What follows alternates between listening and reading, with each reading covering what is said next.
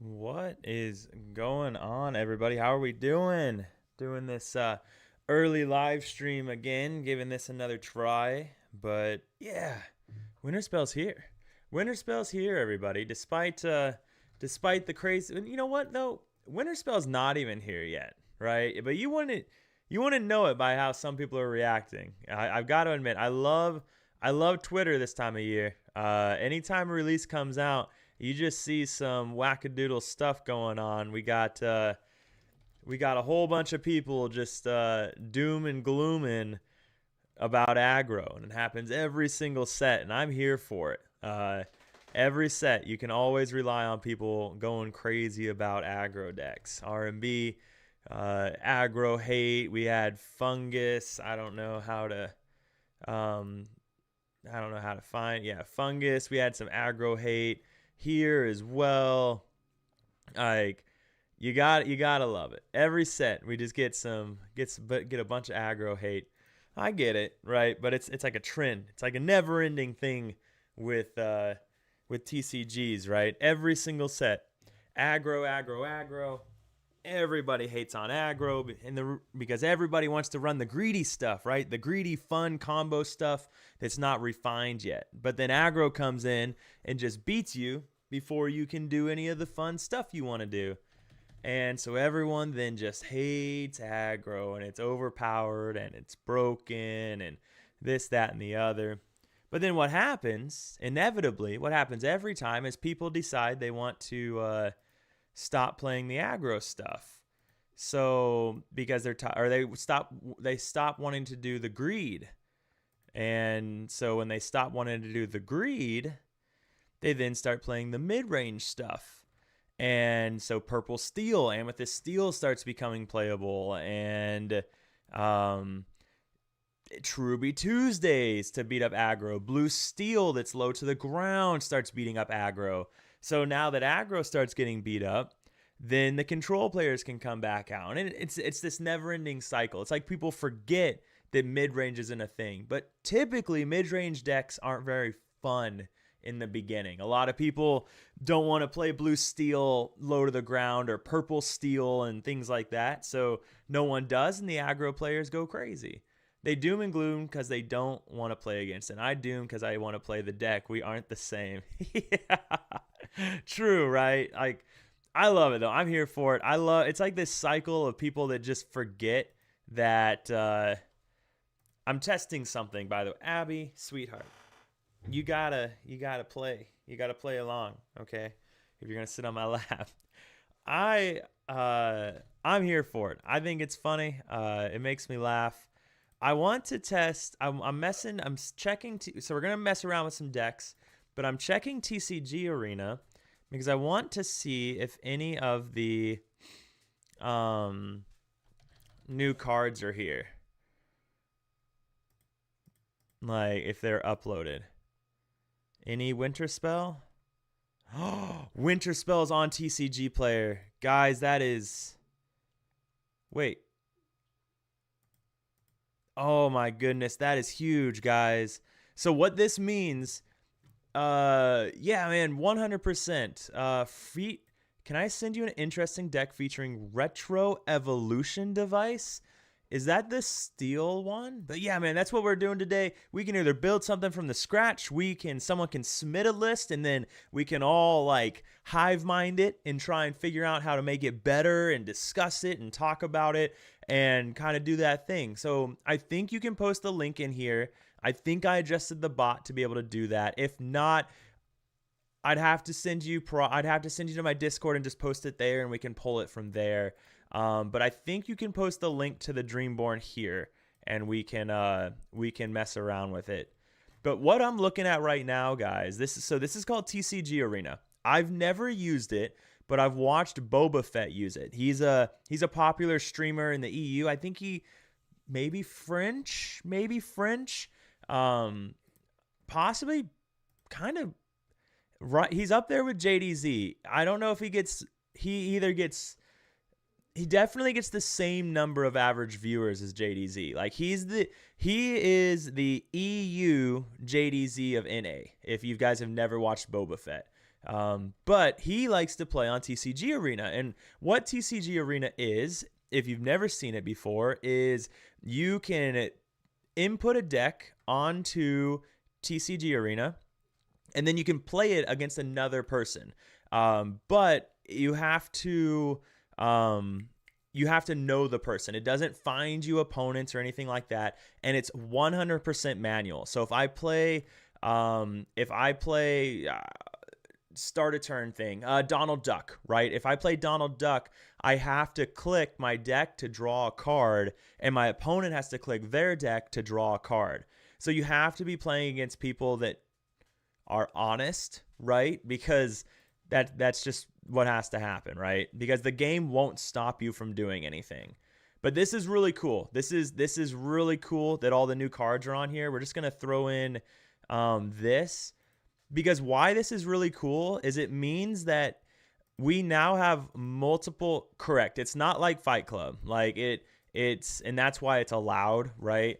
It's not like Fight Club, but it's a way that it's really exciting for me personally, because it means that I have an easier way to play with viewers.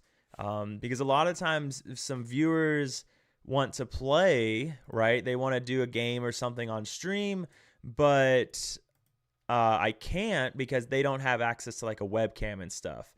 So this would allow us to now play. I think, because I just have to figure out how to use it. So then, yeah, I think you can go to play. Oh, maybe you can find a random opponent if enough people use it. If enough people use it, it looks like you can find a random opponent. Now, the question is how many people are playing Lorcana, right? So not, yeah, yep, and then a private lobby only. Apparently, if enough people use it, you can do random opponent, or use the friends button to connect with other players. So I'd have to create an account and log in. So this is really cool. I am really excited because this means that we have a really good way that I could play with viewers. I'm going to create an account real quick. Wow. Let me know when you send that list to the Discord and I can grab it. But yeah, for everybody that's joining, the whole point of this stream is we're just going to have some fun, and we're going to hive mind some Lorcana decks, right? You can submit a list. We can try and build something together. Depending on what we get to, I really want to try and hive mind some green yellow discard. I think that might be fun. And a Lilo and Stitch alien deck would be fun to try and hive mind. So a couple things like that. But that's what we're doing today. Please confirm your email address. I hope it's not okay. But yeah, so that's what we're doing today. So if you have a deck you want, then definitely put it down there, right? I think you can submit the link. If you don't, that means my bot's not working correctly and it's just blocking all links, and I don't know how to fix it right now. So you'd have to put it in the Discord, okay? And then we can hive mind stuff. Okay. That's actually awesome. I have a Lilo and Pudge deck. Yeah, man, Lilo and Pudge is broken. Like, it's not broken. I don't want to say broken because I don't want people to go into a frantic Twitter thing, right? That's going on right now. Like, broken's not the word. It's fun is what is the more correct word. It's fun. I love playing a turn 2 Lilo and dropping down a Pudge. I think it's just really cool. I think it's just really fun and really cool. It looks like the bot did block your link. Hang on. Let me see if I can fix my bot really quick. So so here's my bot. Nope, that's not going to work. Let me filtering.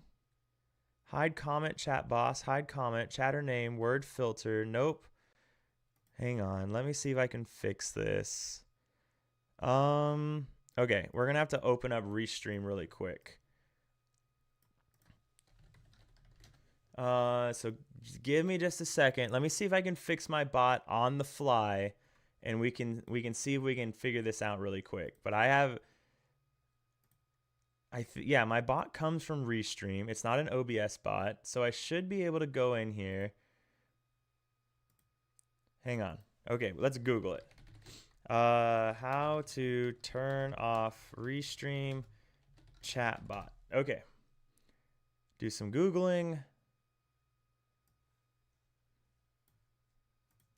Pudge tier 0. Buy your enchanted swords of Olympus to counter that broken card. I just want to turn off. Okay. Let's see what we got. To turn off Restream chatbot, specifically the feature that relays messages between platforms open. No, that's not what I want. Hide common chatbots, hide command starting. That's not what I want. Manually block common bot phrases, cheap viewers. Okay. Yeah, if you just tag me on the Discord, that might be what we have to do. I'm gonna have to figure out how to allow links, because I don't remember how I set it up and where I set it up at, so I don't know how to turn it off. So I'm sorry. So it will make it a little bit more difficult for people. You will have to join the Discord. You won't hurt my feelings if you leave right after you submit your list. That's perfectly fine. This isn't bait to try and get you all to come. So, but yeah, I just don't know how to do it right now. Yep, yeah, let me throw that link in here. Discord, I don't even have Discord up.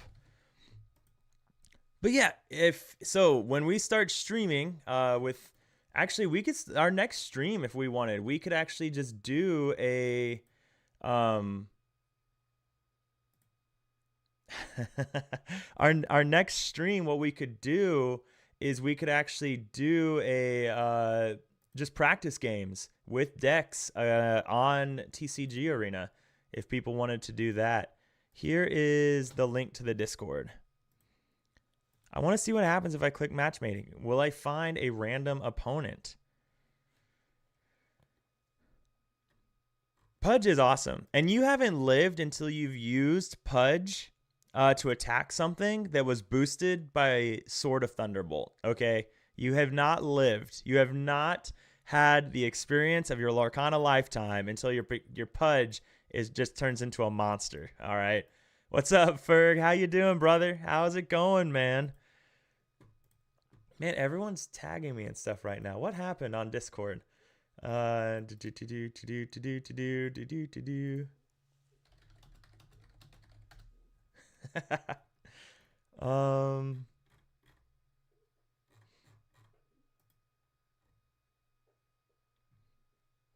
Okay.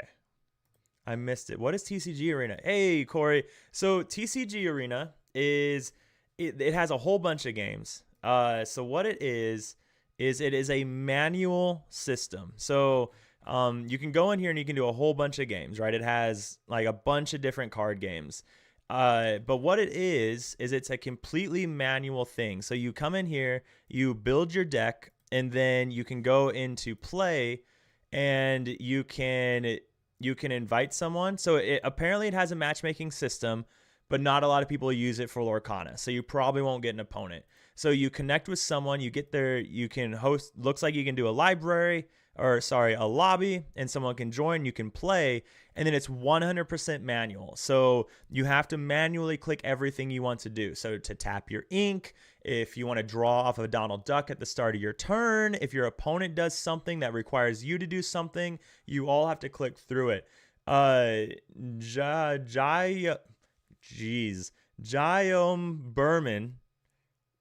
Giom Berman, thanks for the follow. I appreciate it. But yeah, so this is something that Boba Fett uses to play with decks against friends and stuff. And so it's something. Oh, perfect. Thanks, man. It's something I'm going to use on stream to play with random viewers, and we're going to have some fun. So Yeah, it's exactly like Tabletop Simulator, except when I watch Boba Fett use it, it looks a lot more friendly than Tabletop Simulator. That being said, I haven't used Tabletop Simulator in a year, so I don't know if it's gotten better. So, hey, I appreciate it, man. Anywhere's fine. I don't, I know most of my viewers when I stream are from YouTube because that's where they know me. And I don't mind if people want to go and drop a follow really quick and hop on Twitch and then back to YouTube, that's fine. It doesn't bother me. So, all right. What do we first off, let's go ahead and pull this baby up. Let's do that first. So, oh, it's not going to do that because of how I have my OBS set up. So here's what we're going to do, actually, to make this a little bit more seamless. Let's do display capture, this, and then we'll do this. Sorry, we're making adjustments on the fly, guys, so we can make this as smooth as possible. And then we want chat up here, and then we want, okay, perfect. Okay, because now what happens if we go in here and we go to downloads where we just downloaded it, we can look at this and we can get a bird's eye view of it. We can get a big thing going on here. Okay, so all right, Abby, I gotta put you down, sweetheart. Sorry, sweetheart, I know. You're spoiled. Okay, so what are we trying to do here? So you said retro. Maybe this wasn't the best idea. Let's do this because I need to read retro device and look at what that card's doing. So retro evolution device is what you're building it around. It's a 3-cost inkable item. Exert and pay 1 ink. Banish chosen character of yours. Play a character with cost up to 2 more than the banished character for free. Wow. That's actually kind of interesting. So, okay. So play a character with cost up to 2 more than and wow. I have not seen anyone talking about this card. That's actually really interesting. So the idea is get cards that do something when you play them or when they get banished would be the general idea. So Cusco, great option, right? Cusco, when he gets banished, you draw a card. That's perfect for retro device because, yeah, you don't mind. And the nice thing about Cusco, it's a 2-drop, so you'd get to play a 4-drop, right? Come on, Dreamborn. Come on. I need you to keep up. I need you to keep up. Don't do me like this. Okay, play a character with cost up to 2 more than the banished character.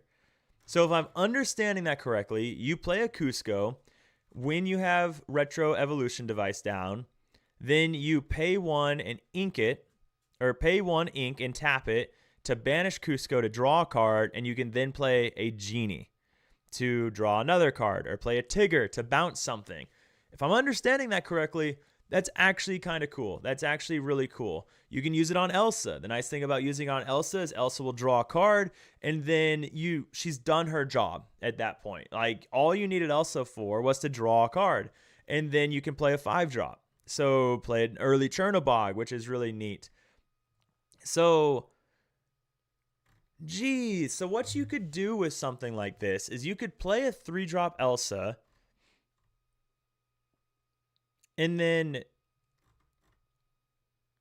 so you go retro evolution device, then you play the 3-drop Elsa, you draw a card, then you pay 1 and tap this to banish the Elsa to then play Elsa, Hades, or Chernobog.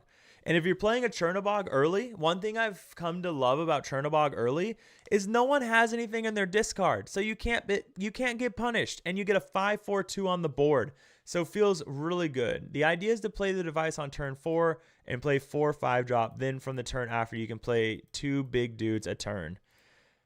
I mean, that's really cool, man. Like, and the other nice thing about it is you don't have to worry about damage manipulation so much. Meaning, okay, I have to attack this thing, but I really don't want to leave 2 damage sitting there, because if I do, then what's going to happen is they're going to play a a Cheshire Cat, and they can have damage stuff now. So I tried also to build a device deck with other colors, but it's tough to draw outside of Amethyst. Yeah, this is really neat. I really do think this is cool. I don't know. So my first thought is Queen. I don't know if we need Queen. Yes, Queen is great to draw a bunch of cards. That's really, like, I'm assuming the idea here is you use her effect and then you can just banish her and be done with it. And then you can play a 6-drop like John Silver or Demona, and that feels really good. I just feel like there might be something better, right? Like if we duplicate, if we look at what else we have, so if we go not Amethyst, God, I hate Dreamborn so much. Okay, so we got to save this. Show me the rest of the cards. All right, so we'll save this. We've got Berman. There's the rest of the cards. Okay, Queen is good for Cherna to clear the grave. Queen is good with Cherna to clear the grave. Oh, wow, that's actually really cool. So yeah, because you exert the Queen, and it can clear. Oh no, come back. And you exert the Queen, and then once you exert the Queen, you can remove those characters, right, to the bottom of their deck. So then you can play the Chernobog, and you don't have to worry about that. Wow, that's some cool synergy. Marine Williams, what's going on? We are deck doctoring, right? We're talking about you can submit a deck, and we're gonna look at it. We're gonna hive mind it. What can we do better with said list? So the first one up, we've got Berman, and he submitted this really awesome Amethyst Emerald deck. And Berman, you're making it tough. Like, honestly, I was hoping someone would submit some kind of like janky Ruby Steel list that they put together in 2 seconds and said, here's a deck. This is like put together really well. Like, and the thing is there's a lot of places where you can kind of just tech for your local meta, right? So right now this is a lot of aggro hate. Like you're running 8 cards off the top for aggro hate. And I think that's perfectly fine. I mean, our other 1-drops that we'd want, I don't know if it's any of these, right? I mean, you could, so yeah, I don't think you really run any of these. Copper could be fun just so you have a way to reveal their hand. The nice thing about Copper on turn 1 is you know, right? You know the majority of what they have and what their next couple turns could be. So Copper could be an interesting one. But the thing is, with so much draw between Genie and Elsa, and then even Cusco, because you can banish him on your turn, the Royal Guard can get kind of decently big.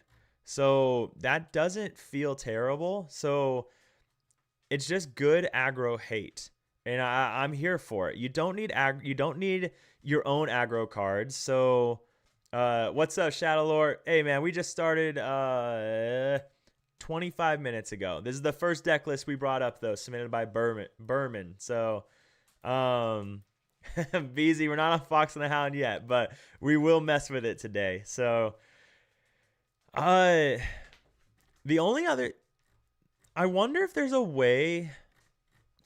So let's start with this. Berman, have you tested this at all? Have you played on Fight Club or proxies or anything yet? Let's start with that. Have you struggled against anything? We could go Clarabelle, and you're welcome. But right now, the deck has a lot of just tempo, right? And I don't know if you need the draw. Between Genie, Elsa, Cusco, and Demonas, and Hades, I don't know how necessary a Clarabelle draw is going to be. You'll be back in 30. Sounds good, brother. Because then if we fit in Clarabelle, We could run the 1-drops if we want. I played it tonight versus Blue Steel. 1 on the play, lost on the draw. Same thing against Dogs. 1 versus Amber Ruby. Okay, so losing on the draw. Clarabelle is not going to help on the draw, so there's that, right? Clarabelle definitely does not help on the draw. Like normally you're fighting like on the draw is rough for green because your opponent's hand is already so small. So a good player, they're going to fight to empty the resources from their hand so your Clarabelle doesn't do anything. So if you're winning on the play, Clarabelle is not going to be the thing that helps the deck. Now, if you were struggling on the play, then maybe Clarabelle could be an option then, right? But I was trying Sven instead of Genie. Yeah, that is an amazing swap. Genie, all 100%. Sven is a great card. Don't get me wrong. What Sven allows you to do to potentially take over the evasive war is great, but it doesn't fit here. Especially because you want a card that lives and you can banish. So if you're using Sven to take out a Dumbo, then that's not good. This is very much a tempo deck from what I can tell, meaning you need to be playing something that sticks around every single turn so you can utilize it. Sven isn't that thing. I'm assuming you're talking about the uninkable Sven, right? The new one. Where is it at? Yeah, this one. So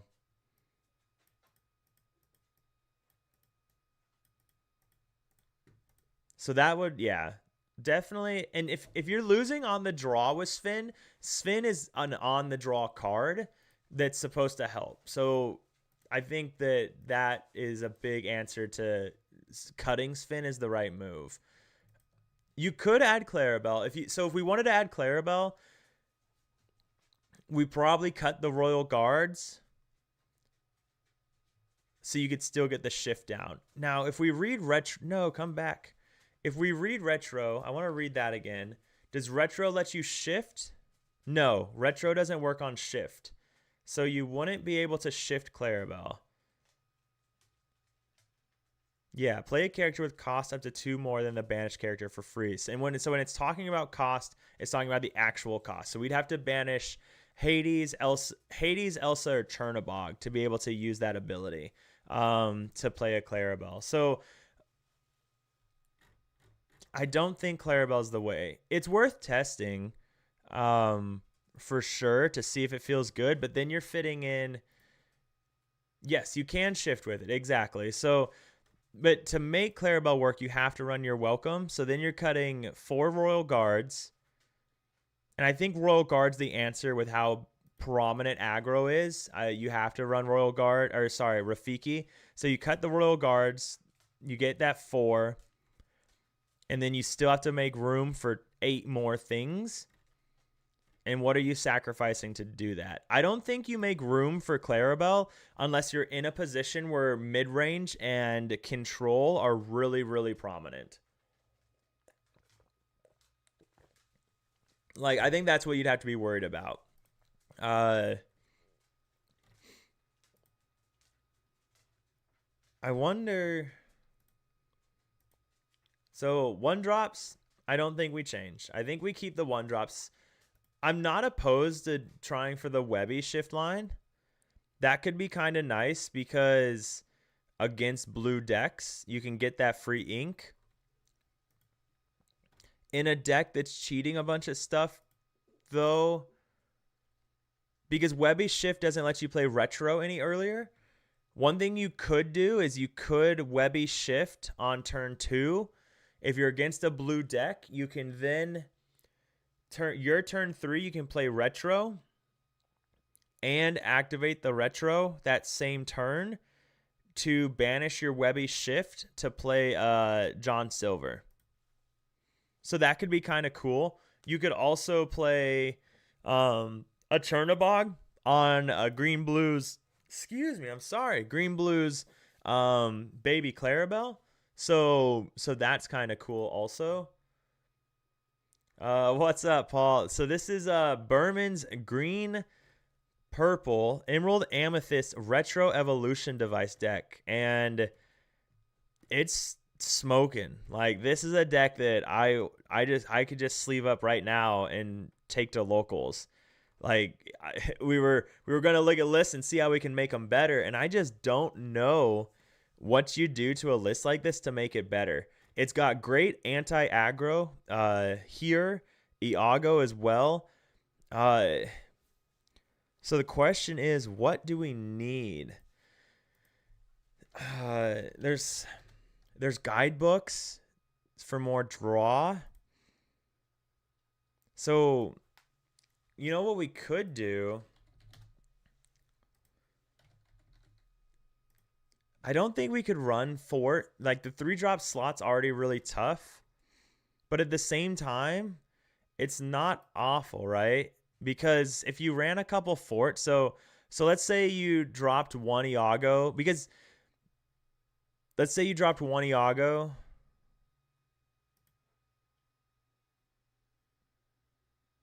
Yeah, just one Iago, one Tigger, and you threw in some Snow Forts. The advantage of Snow Fort is that all your characters now get a little bit more beefy in case you don't find retro to cheat out stuff early. But right now, in the current meta that we have, like there's a lot of aggro, right? So this just beats down aggro. The only thing that is going to be rough, right?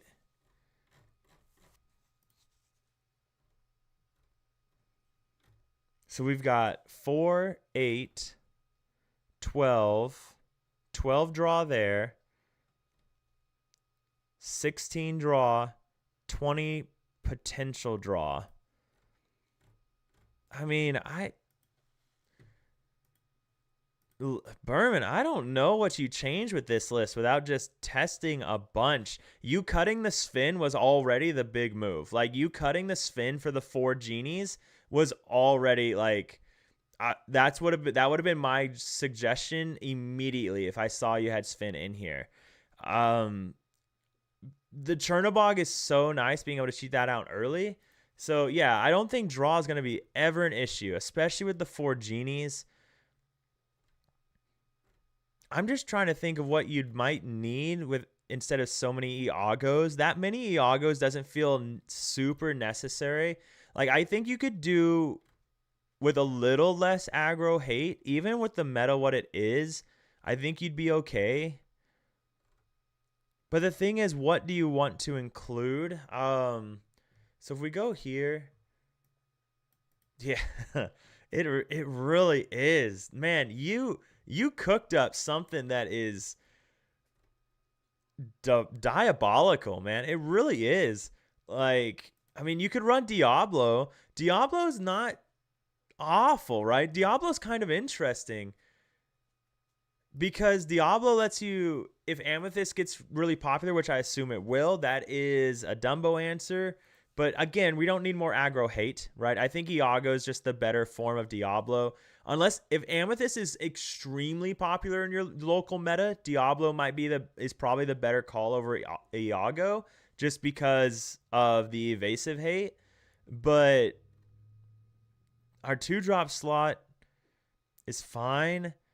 Go-Go's never a bad option. Like you could cut one Iago and one Tigger and run 2 Go-Go's. Go-Go's never a bad option in a green deck, right? Because you're playing tempo out the entire time and they have to get rid of your characters somehow. And which means they're going to take damage, which means that you are able to get that lore. Maybe another 6-drop since it's only John Silver. I mean, Damona's there too, right? But you're not normally trying to play an early Demona unless you can pull from it. You had trouble versus big characters. Yeah, I mean, I could see that. So you could run something like Hypnotize by itself, right? That is Iago hate, which is really nice. Again, Snowfort is something. Snowfort is something that I've found this card to be incredibly annoying. Every single time I see it, I find it to be difficult. Does green purple have any strength boosting things though? We don't have a Lumiere. There's not improvise. Hypnotic strength is a thing to give your characters challenger. So there is that. But I mean, what else? What else really is there? Come on, Dreamborn, you were doing so well. Oh, Dreamborn, why do you got to do me like this? Well, when Dreamborn decides to load, we can get back to it. Abby, go lay down, sweetheart. But okay, so strength boosting stuff. Is there anything besides hypnotic strength and Snowfort that can give us strength boosting stuff? The nice thing about Snowfort, it doesn't go away, right? That is a permanent fixture. I don't even know how to filter Tramp 2 cost. Okay. Yeah, so both of those give you temporary attack boost, which is nice. I don't think we have like a Lumiere type effect though, other than Snowfort. Like I think Snowfort is the Lumiere of this deck. There is an Emerald Genie for evasive characters. He's a 2/3, right? Is that the one I'm thinking of?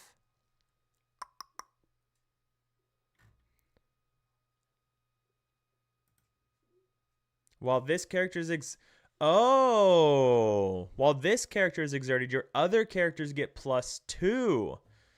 I mean, that's not bad, right? It's going to be bad against Amethyst decks, but I don't think you're really struggling against Amethyst decks too much.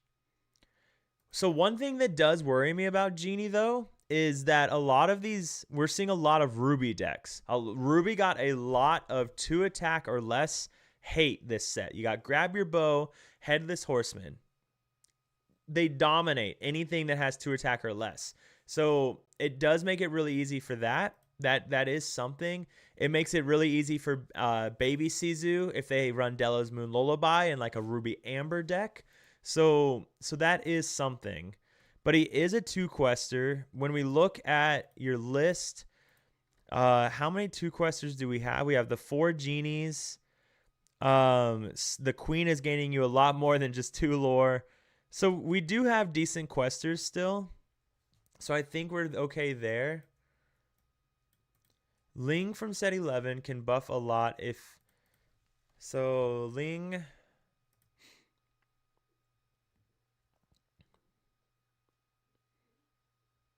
Chosen character gets +1 this turn. He's a 3 cost, which pushes you to a 5 drop. But you have to pay 1 ink. So, and it's only this turn. So I don't think Ling is the answer. But that is another, gosh, that's another card that could boost Mulan. That is another card. That's 3 cards that could boost Mulan now.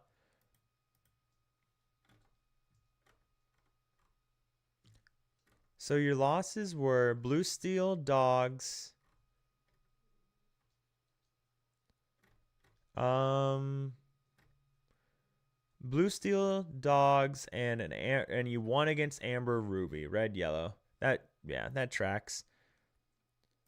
I mean, what if you didn't like the 2 Go-Go's? I think that slot could work well for the Snowfort. Just to give it a try. I'm not feeling super great about it because it pushes your uninks up to 11, which isn't bad.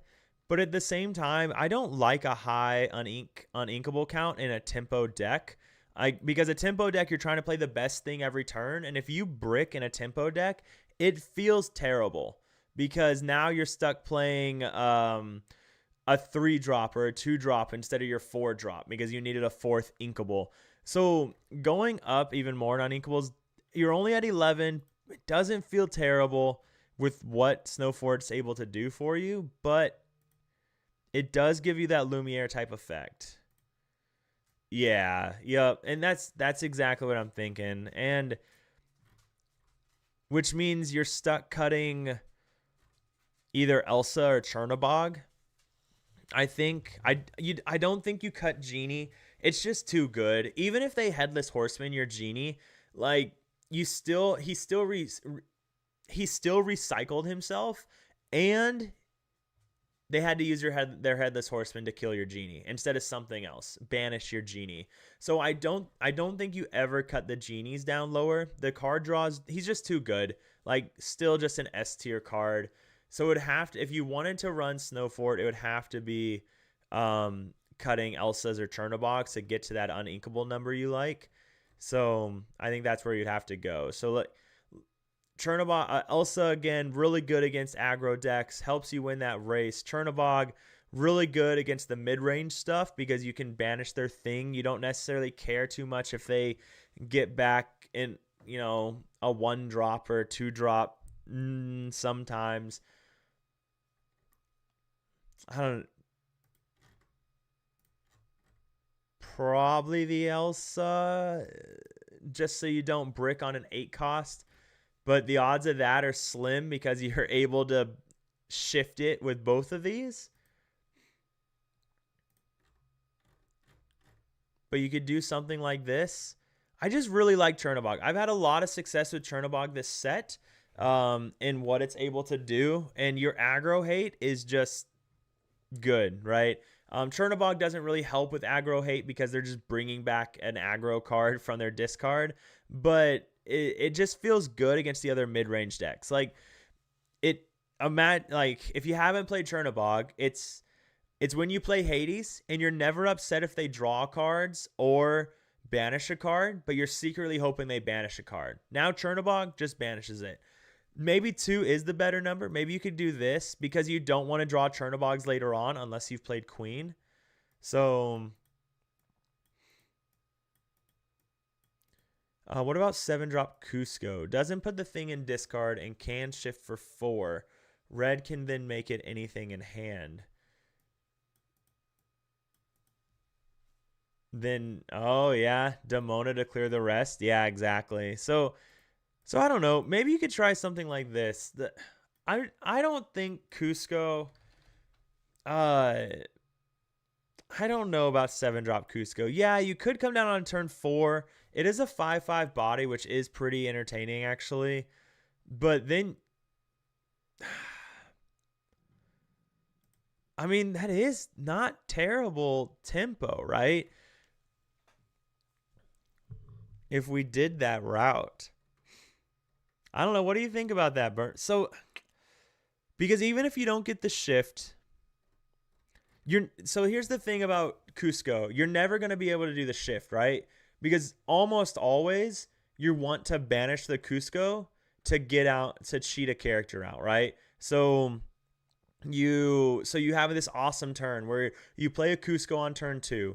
You play Retro Evolution Device on turn 3. Turn 4, you pay 1, exert Retro Evolution Device.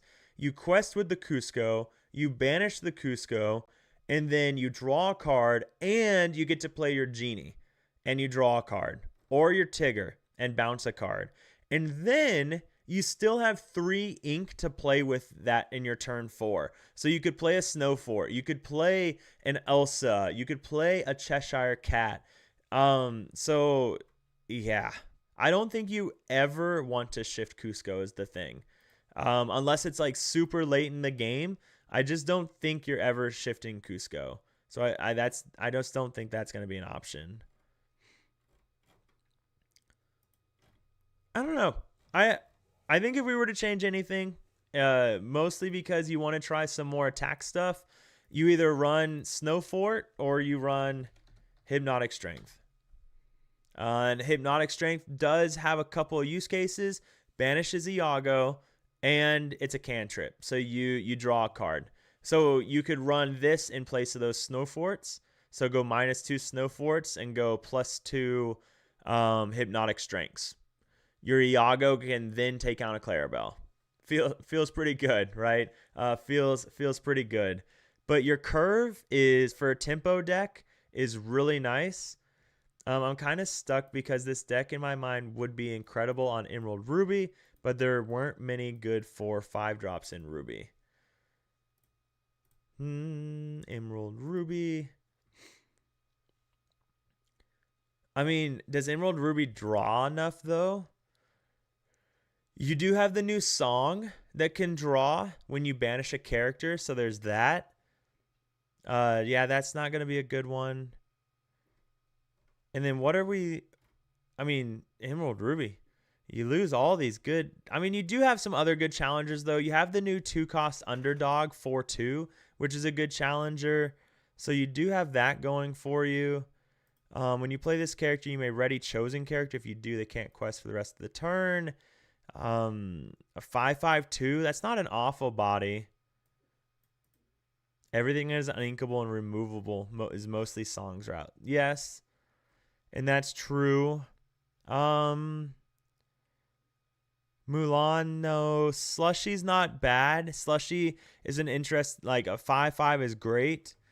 5/5 evasive at that. Goliath. I mean, if you're not on Amethyst, is probably going to ready.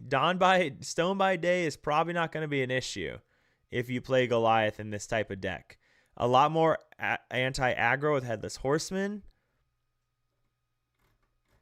But you are limited because your 5 drops, what you're filling there by cutting Elsa feels terrible. So there are a lot of mid things. Yeah, I agree. Like when you look at compared to the 4 and 5 drops of Amethyst, there's a lot of mid things. Sounds very appropriate. Like these are where the deck shines, right? Like what you're able to do on turn in Blurple, like turn 4 is amazing. Turn 3, and then the Queen, just to gain you some lore. The Queen is an auto, like they have to answer it. Like that's pretty good as well. One thing you could do is cut the Queen. I know it would suck because that is a huge thing of what makes Chernobog possible later on. But the Queen is a slow card, right? Like the Queen doesn't build you tempo at all. And you don't play it early on, because if you play it early on, you're not going to get the 3 lore anyways. But it isn't a must answer card, which is nice, right? That is a nice thing. But I mean, what do you replace it with is the question.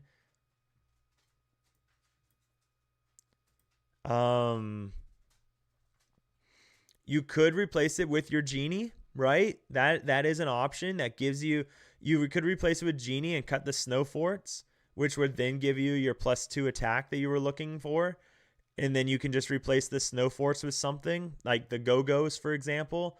That cuts your Uninkables down to 9 because you could raise the Elsa back up to 2. So that is something that wouldn't be the end of the world, and it's something that you want to do. Chip, probably not, but it's, you could make them discard their last card, which could be fun. Iago's never a bad 4-drop either.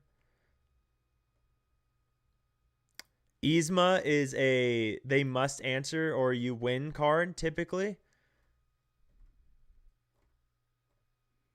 Ooh, Elephant. I love me some Elephant. So there are a lot of good 4-drops. So maybe that's the answer. Like maybe you could do something like go down to 2 Chernobygs to go back up to your second Elsa, and then you cut the Queens, and then you could replace the Queens with a whole lot of stuff. How does he work again? Do they have to be damaged? Yeah, so challenge a damaged character. So how would you feel about cutting the Queen for Yzma? No, Yzma's not proactive, though. So we're trying to be proactive. We're trying to be proactive here, and Yzma's not proactive. So that's not the answer. Play more proactive cards instead of Queen. Yeah, exactly. So, and Yzma's not proactive. It is to refill your hand, so yes and no, but what about ward stuff? To protect characters from single target removal, so red always has a target. Doesn't have to be many. Just enough to mulligan into them in needed matchups. All right, ward stuff. 1 second. I think if you were to cut Queen, it would have to be Iago or Yzma would be your 4-drop you slot in there. Iago, Yzma, or Genie. Iago or something else big can work. Yeah. Like Genie, if you really didn't want Snow Fort, you could run Genie. Or you can run the Iagos. Because yes, there is hate. But if they don't have the Iago hate, it's a good life. I've seen people put in a lot of work with this Elsa. So you could run this Elsa Challenger 3 and have even more targets for your big Elsa. The problem is 4 health is not a lot anymore. 4 health gets banished by a lot. Oh, Demona. If you're not worried about a bunch of Amethyst cards, Demona is queen. Like Demona is an absolute monster. And it's really good right now because it answers the 5-cost Peats and it answers those Hades. So now they're stuck Hades, like, yeah, exactly. Yep. Demona would be top tier. So, yeah, Zeppelin. Oh, Dreamborn is so laggy right now. There we go. Iago seems a bit redundant when you're cheating out tanky characters anyways. That's a good point. That is a good point. If we look at Ward, what are our options? Whenever this character quests, you could give Ward to something. Legality, core constructed.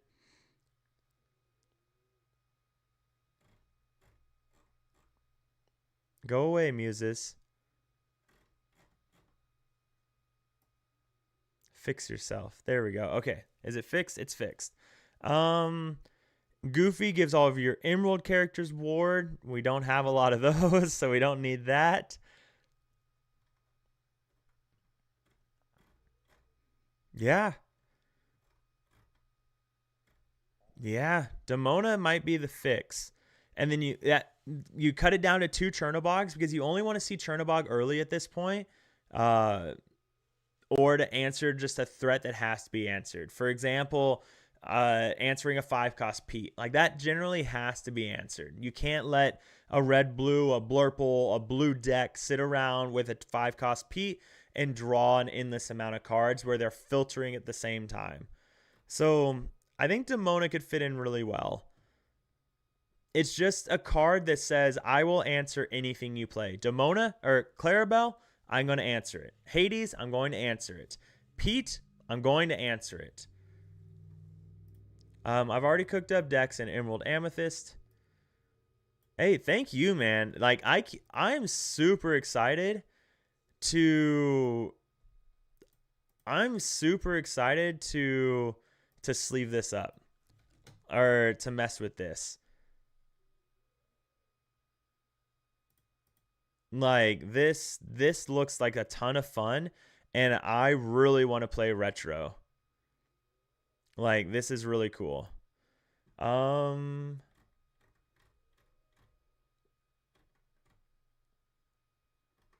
right. I'm looking at the Discord to see if anyone shared anything else. But yeah, this is really cool. Ruby Steel and Emerald Ruby. What Undisputed? What's your Ruby?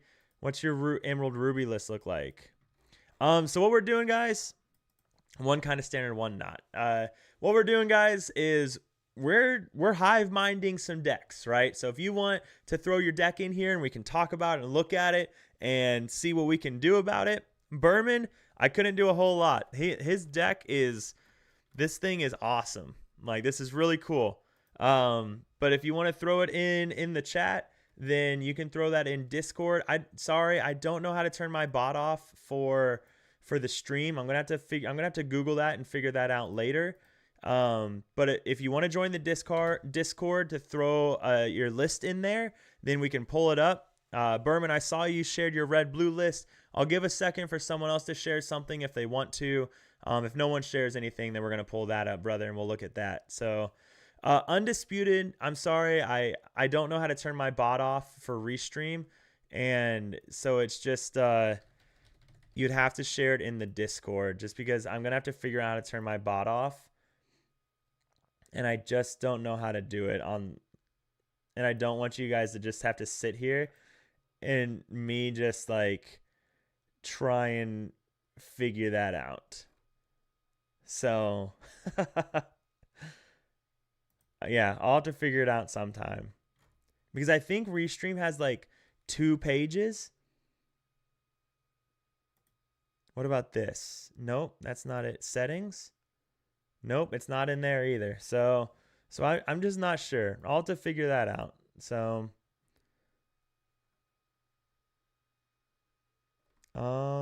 nope. Not sure. Okay. I threw mine in going live. Perfect. Okay, Ferg, I'll check. Let's pull that up. Okay, going live. Going live. Winterspell discard version 1 submitted by Ferguson. What do we got here? Yes, some green, yellow discard. I'm here for it. I hate discard. But like I immediately get a little tilted when someone opens up some discard against me, but I'm game for talking about it. Let's see what we got when Dreamborn wants to cooperate. We'll just go ahead and duplicate it now. Save it now. Ferg, discard, privatize that, and let's wait for it to load. Mine is more mishmash. All right.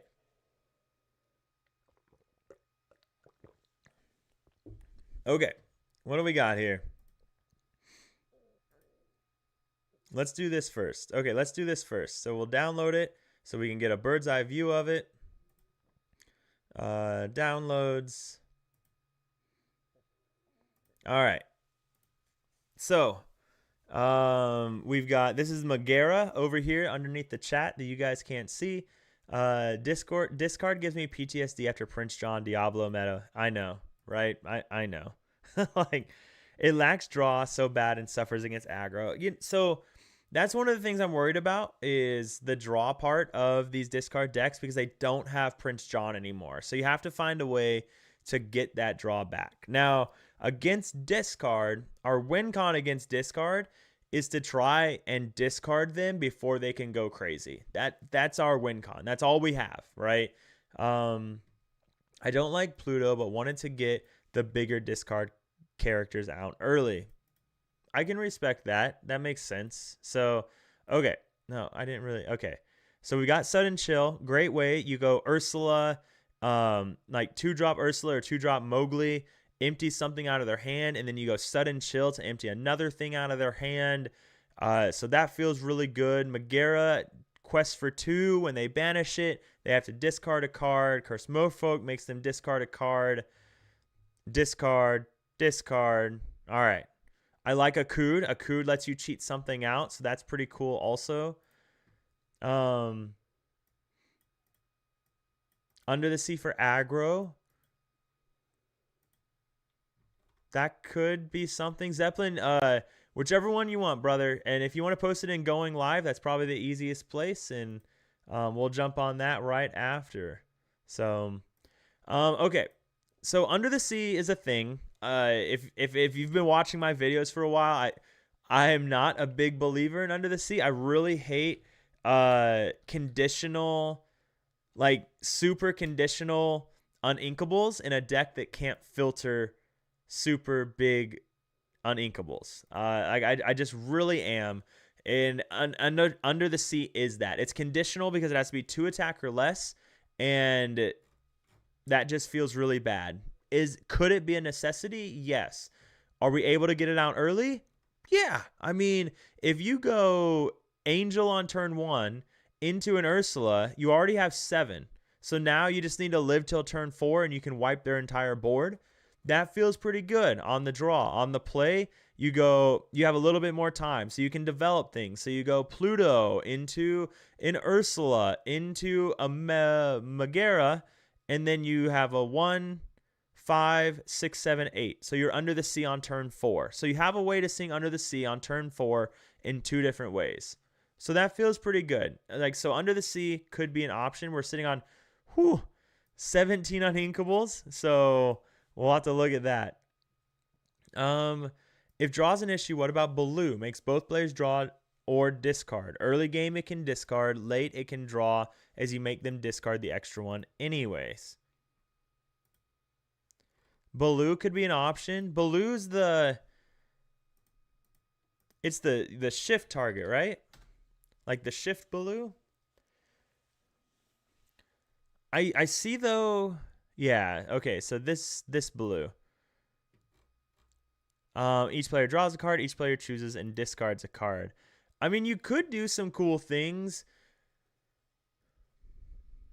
I mean, you could sing Under the Sea on turn 3 with Baloo on the draw, because you could play Angel turn 1, Baloo turn 2, shift Baloo turn 3. You have 8 on board, and you can now sing Under the Sea. So that could be an option as well. Akud is really nice. Mother Knows Best is an interesting one, because the nice thing about Mother Knows Best is we bounce their character and then make them discard it. So that does feel good. But how? Ferg, have you gotten to play games with this? Willow wasn't revealed when I made this. Okay. Well, okay. So that is interesting. Okay. Sorry, I'm thinking. The wheels are turning. The hamsters are going. How many songs are they playing? Aerial Forecast seems a good inclusion to draw. We're on 10 songs, so probably not enough for Aerial. Not going to be enough for Aerial. Yeah, the Mother Knows Best is good against those bigger characters later in the game. So with that, Ferguson, you said you struggled against aggro. Is that the only thing you struggled against was aggro? Dreamborn, why are you like this? Just load and work, buddy. Come on, work with me. Pretty please. I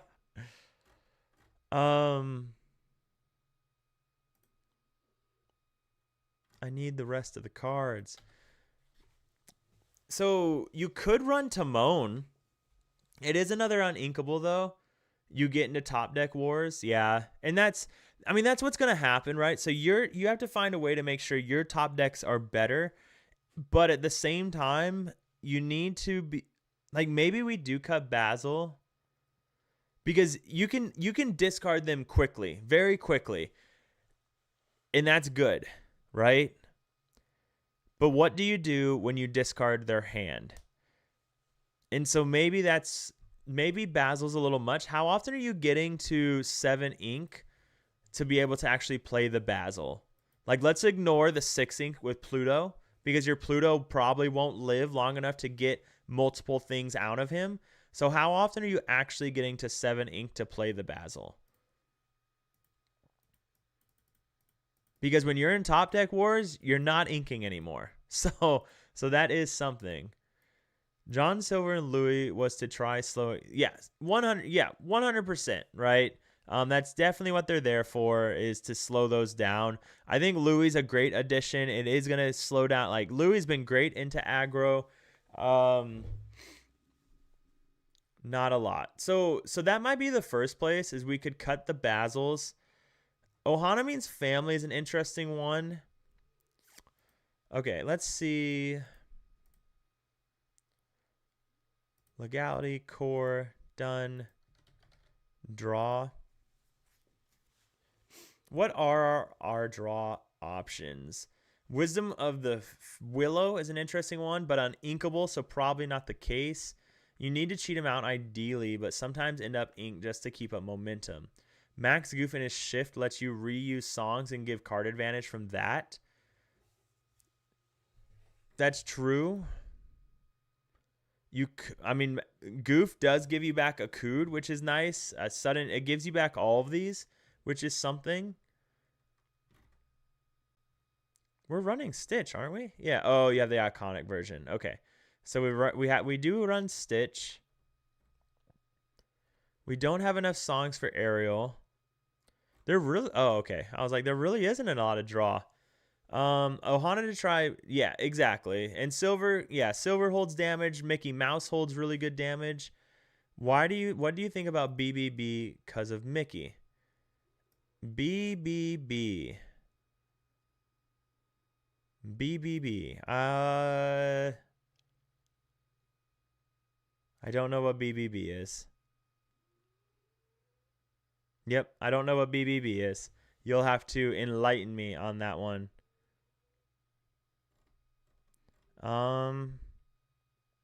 Strike a good match. Draw 2 cards and choose. It's the card that. 4-cost Bambi is like draw. True, and you're not running a lot of non-characters. Oh, Bibbidi. Oh. Gosh, I haven't looked at that card for a minute. Nope. Bib? Is that card still legal? Amber, Emerald, Legality. It was an Emerald card, right? Bibbidi? Nope. Bib.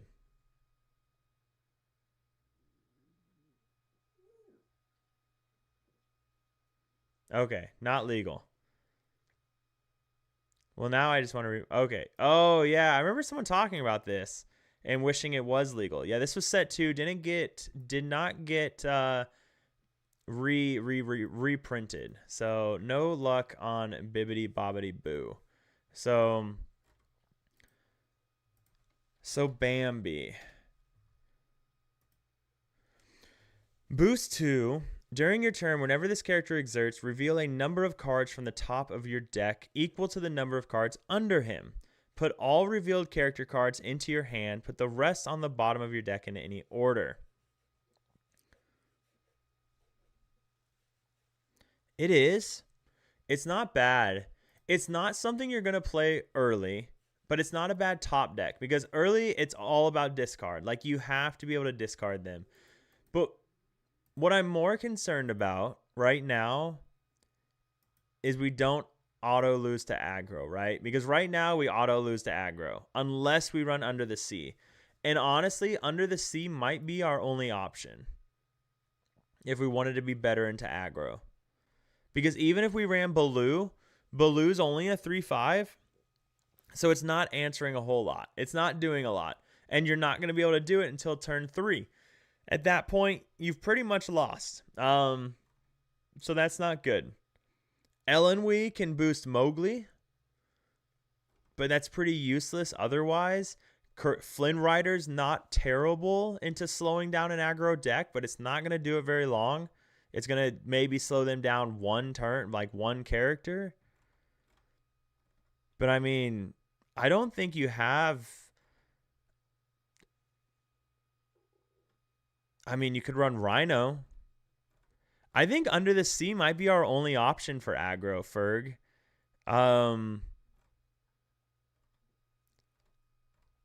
Yeah, I think Under the Sea might be just it. Aggro, dump hand, and have nothing to discard anyway. So yeah, always a rough one.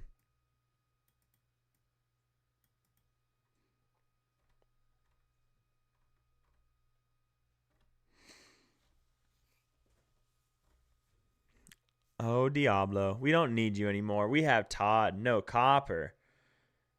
But if we ran... So, if we ran Under the Sea, what do we cut, though? That's the question. I mean, if we're cutting Basil, and we... God, that feels bad to cut Pluto, because getting down a Mickey Mouse is...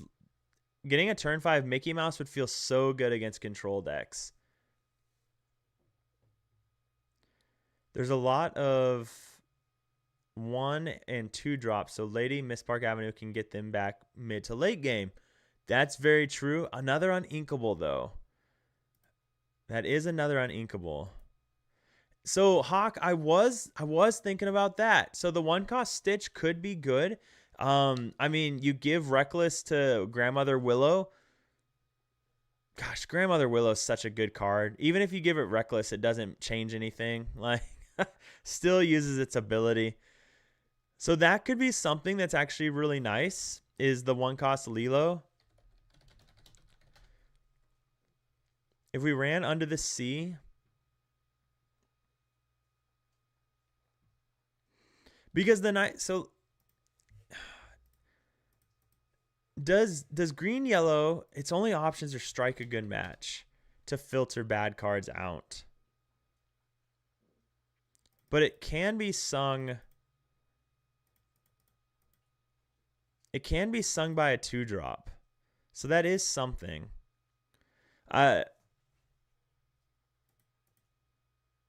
Uninkable is killing. Yeah. I'm kind of just adding stuff right now to think about it. So what's our 1-drops? The Stitch. Stitch is something. It's Stitch or Flynn Rider, right? It has to be either Stitch or Flynn Rider that you add for that 1-drop slot. Or Ellenwee. Ellenwee's not terrible. So I think Stitch, Ellenwee, or Flynn Rider is going to have to be your 1-drop. Ellenwee works because you can boost the Mowgli or the Ursula, and that feels really good. Flynn Rider works because you can boost him later in the game, so he's not a bad top deck. Copper's fine to scout. Like, that could do something as well, but if we're worried about aggro, I think we're more worried about Stitch. Or I think we'd rather have Stitch. At least it can give something reckless, and they have to challenge into your 2-1 Stitch. So that is something. Oh, yeah, Bobby is really... Yes, how could I forget Bobby? Bobby would work better than strike a good match. So how could I forget about Bobby?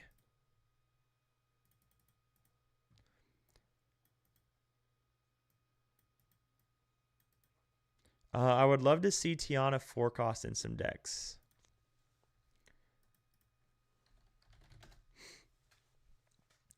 Tiana 4-cost. Not that one. Oh, this one? Whenever you play a song, each opposing character gets -1 until the start of your next turn. This could be kind of fun in a Ruby Amber deck. It just sucks. Yeah. I mean, that could be kind of fun. The part that sucks about her ability, though, is like you can't run it with grab your bow. Like, or you can't play grab your bow for a 3-attack character, because the card, the action, the song, is played first, and then her effect takes place. So that's one of the things I don't like about Tiana, is a lot of the cards that benefit from the -1 don't get to use the -1 because they use the song or the action first. That's the worst part of Tiana, in my opinion, even over the uninkable slot. So what if we just go Bobby? We'd run 4 Bobbies. I mean, that is 60 right there. Yeah, that's a shame. Yeah. Yep, it is. So I mean, that is 60. The problem is, the only thing we did to help the discard was hoping. This is where it feels so bad, right? Dogs, if you're against Amber Steel, you should be fine. You keep Mother Knows Best and Under the Sea, or Sudden Chill and Under the Sea. And that way, when they play Mowgli, you discard the other non-character, whatever it is. Against dogs, though, they can just play Ursula. And if they just play Ursula, it's just lights out, right? So Inscrutable Map. Is that the one where it's -1 lore? Or am I thinking a character that came out with Winterspell?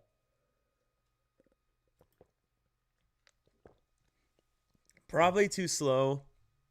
I think you can run this in green-blue items, which is kind of gaining popularity right now. But I think this is just a little too slow, unfortunately. I like the idea, though. I do like the idea.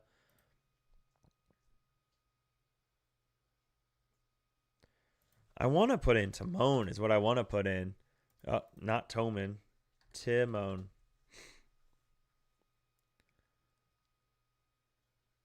No, not Timon.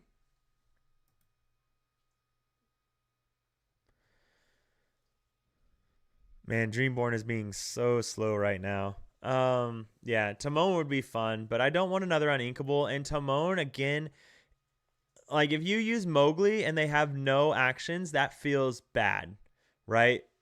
But now you're stuck with Timon and you hit like imagine you use Mowgli and you have a Timon sitting in your hand. That feels bad. Like Trust in Me probably suits this deck more, but it's a 6-cost song that's on. Yeah, Trust in Me is probably a little too expensive. I've got a Dumbo colored in yellow, perfect draw engine. You colored an Amethyst Dumbo yellow. Interesting choice. So the thing is if you get to top deck battles, your top decks aren't terrible. They're not great. But at least Mickey, John Silver, Stitch, like they all trade reasonably well. So it wouldn't be the end of the world for Ohanamin's family. I think this is a place that we could start. Whenever the quest for 2, they're going to have to challenge it or do something to get rid of it. The other nice thing about this is if they get rid of it with like an Into the Unknown or something, then they boost you. So if you play this and then you quest on turn 4 and then your opponent plays Into the Unknown on it, your next turn, you're playing Mickey Mouse. And then if you have you play Mickey Mouse and then you can Mother Knows Best the Mickey Mouse the next turn. So you use Mickey Mouse. Like, let's say Blurple. Oh, God. Blurple Into the Unknown's your Megara, right? So, great. They boost you to your Mickey Mouse. You play the Mickey Mouse. They can't answer the Mickey Mouse. The next turn, you use Mickey Mouse to sing Mother Knows Best on your Mickey. They discard a card. You replay the Mickey. They discard another card. That's dumb.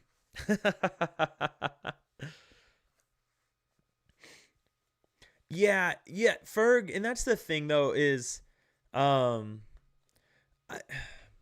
I don't know,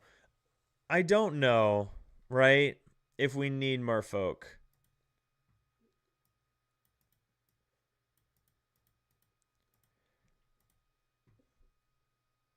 I think if you're playing against a blue deck, you can stop inking it probably 4 or 5.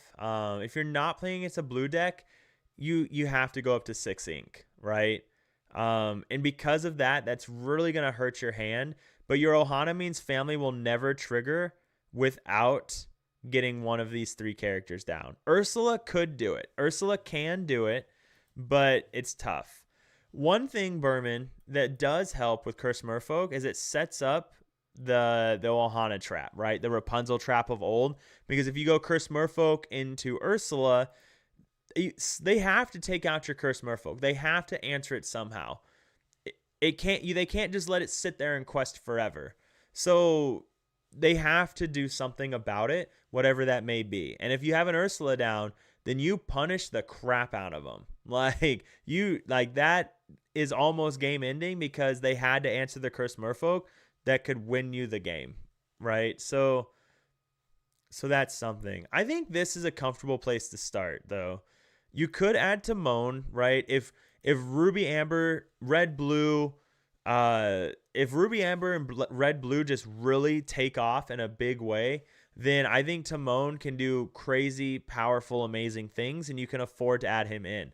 Maybe even at the expense of Mickey Mouse, because then you could go Curse Merfolk into Mowgli or Ursula, into Timon, into Chip.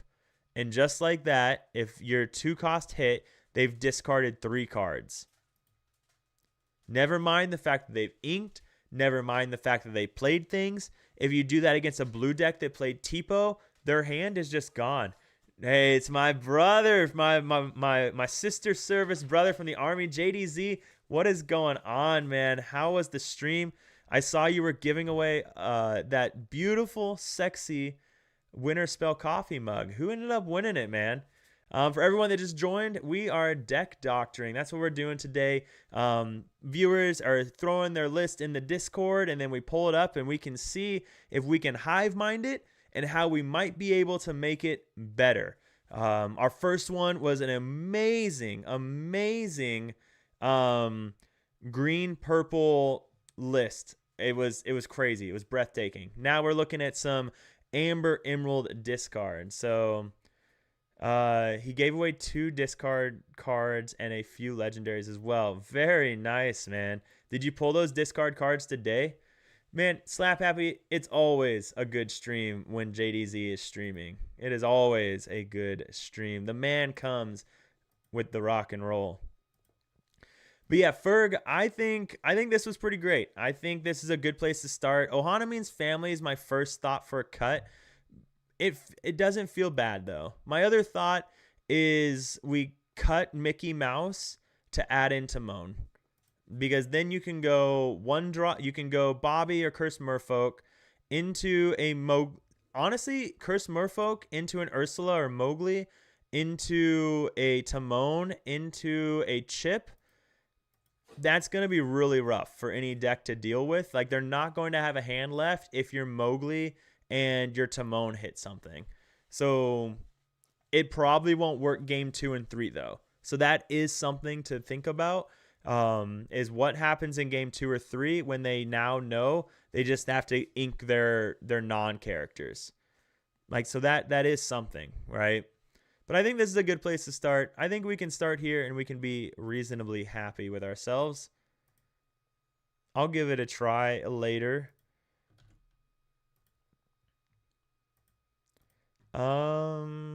But yeah, I'm glad it was a good stream, man. I'm glad it was a good stream. Glad you guys had fun over there. I got to tune in for a little bit once I got home and warmed up after doing some snow shoveling. So yeah, Ferg, that is the problem. If Mowgli misses, Timon's just done for. Like, you have to hope they top deck a non-character, right? And that's why I don't care for Timon. That's why I rated Timon really badly when we were rating cards on stream, because he can just feel bad. Like one of the worst cards in your entire deck if you run him. And yeah, like, especially if you play Mowgli first and you see that they have no non-characters. 43.88 for Ohana Means Family is absolutely wild. Please, people, do not pay 43.88 for Ohana Means Family. Just wait, okay? Someone bought 2 of them. It will drop. It will drop very fast. All right. What else we got? I know some people submitted some other lists. What do we have here? Marine, Williams, and Zeppelin. So Zeppelin submitted one. Red, Yellow, Bambi. All right. Red, Yellow, Bambi. What do we got? Red, Yellow, Bambi. All right.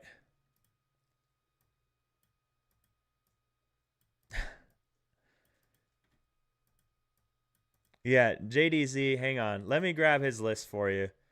Or we'll show off his list really quick. Yeah, let's show this thing off. What this madman created. I think it's, if we go to downloads, it's this one. Nope, it's not this one. This one. Download it. This is the thing that he created. Absolutely crazy. It uses the Retro Evolution device, which when you pay 1 and exert Retro Evolution device, you can banish a character and then play a character that costs 2 more than that banished character. So you play Cusco on turn 2, you quest with him. On turn 3, you play Retro Evolution device, or don't quest with him. Play Retro on turn 3. Turn 4, you banish you quest, you banish him, you draw a card, you play a genie for free, and then you also drop a Cheshire Cat in the same turn. Or you drop an Elsa to draw again. And then you banish the Elsa the next turn to play a Chernobog for free to banish their genie, to banish whatever they had. I mean, the deck is bonkers. Bonkers, bonkers, bonkers. We added in the 3-cost Demona. There was 3-cost Queen. But we added in Demona for a little bit more challenging ability to answer the 5-cost Pete's, the Hades, things like that. And then we added Snowfort for kind of that Lumiere effect. See how that works. But yeah, deck is just bonkers. Like, so good. Okay. Oh man. Alejandro, I don't know. I'm gonna have to translate this one, man. We're gonna pull up a Google Translator real quick. Actually, ChatGPT it. Because I'm sorry, man. I don't know what it says. Please translate it. I'm just a terrible American that only speaks one language. I would love to be bilingual. It's been a dream to be a polyglot. I thought that would be amazing, but I've never dedicated enough time to do it. I bought the starter deck to learn how to play, and then they changed the rules. Now they only like to look at the cards. I don't know if it translated correctly, because I'm not sure what that means, man. I'm sorry. Because unless you bought like an older starter deck that's no longer legal, I'm not sure. There's a Daisy Duck that is chipped but in amber. Oh, Williams, that's very true. That is very true. So we could entertain that as well. Does the same exact thing. It's a 2-3 versus a 3-2. But I think Daisy quests for 2, right? I think Daisy quests for 2. Okay. I don't remember, but Daisy's another one we could entertain. Okay, what do we got here? So let's duplicate it. Let's save it. This one was submitted by... Who submitted this one? Going live. This one was submitted by Zeppelin.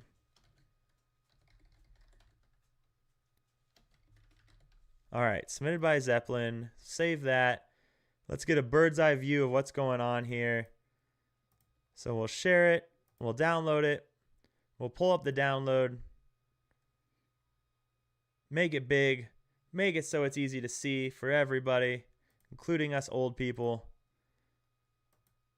Bang. Okay. Daisy quest for 1. Okay. Appreciate that. I want to play Horseman, but want to keep uninks low. Also, what you said about Timon holds true. Yeah. Okay, so we've got a Ruby Amber. We're looking at using the damaged ramp direction. Not going full on into it, though. So there's no Fazuz, the new 1/4 that enters with 2 damage. So we're not going 100% into that, but the option's there. I love Liquidator. I think Liquidator is a top tier anti-aggro card. I think he is the best of all the underdogs. And I'm just putting it out there. Maybe it's a hot take. Maybe you don't agree. But I think he's phenomenal. He's a great 1-drop and he's a great 2-drop. I don't think you can ask for more from an underdog card. It's a great card. So I love Liquidator. I think that's a great addition. We talked about Timons and Mowgli's. I wonder if you wanted to go really hard into, if you wanted to go really hard into the ramp aspect, then maybe you can just replace 2 of the Timons for 2 Fazu. I'm not opposed to that. Fazu quest for 2, which is great. It's a target that they have to answer because worst case scenario, turn 3, you Ohana means family to draw 2 cards.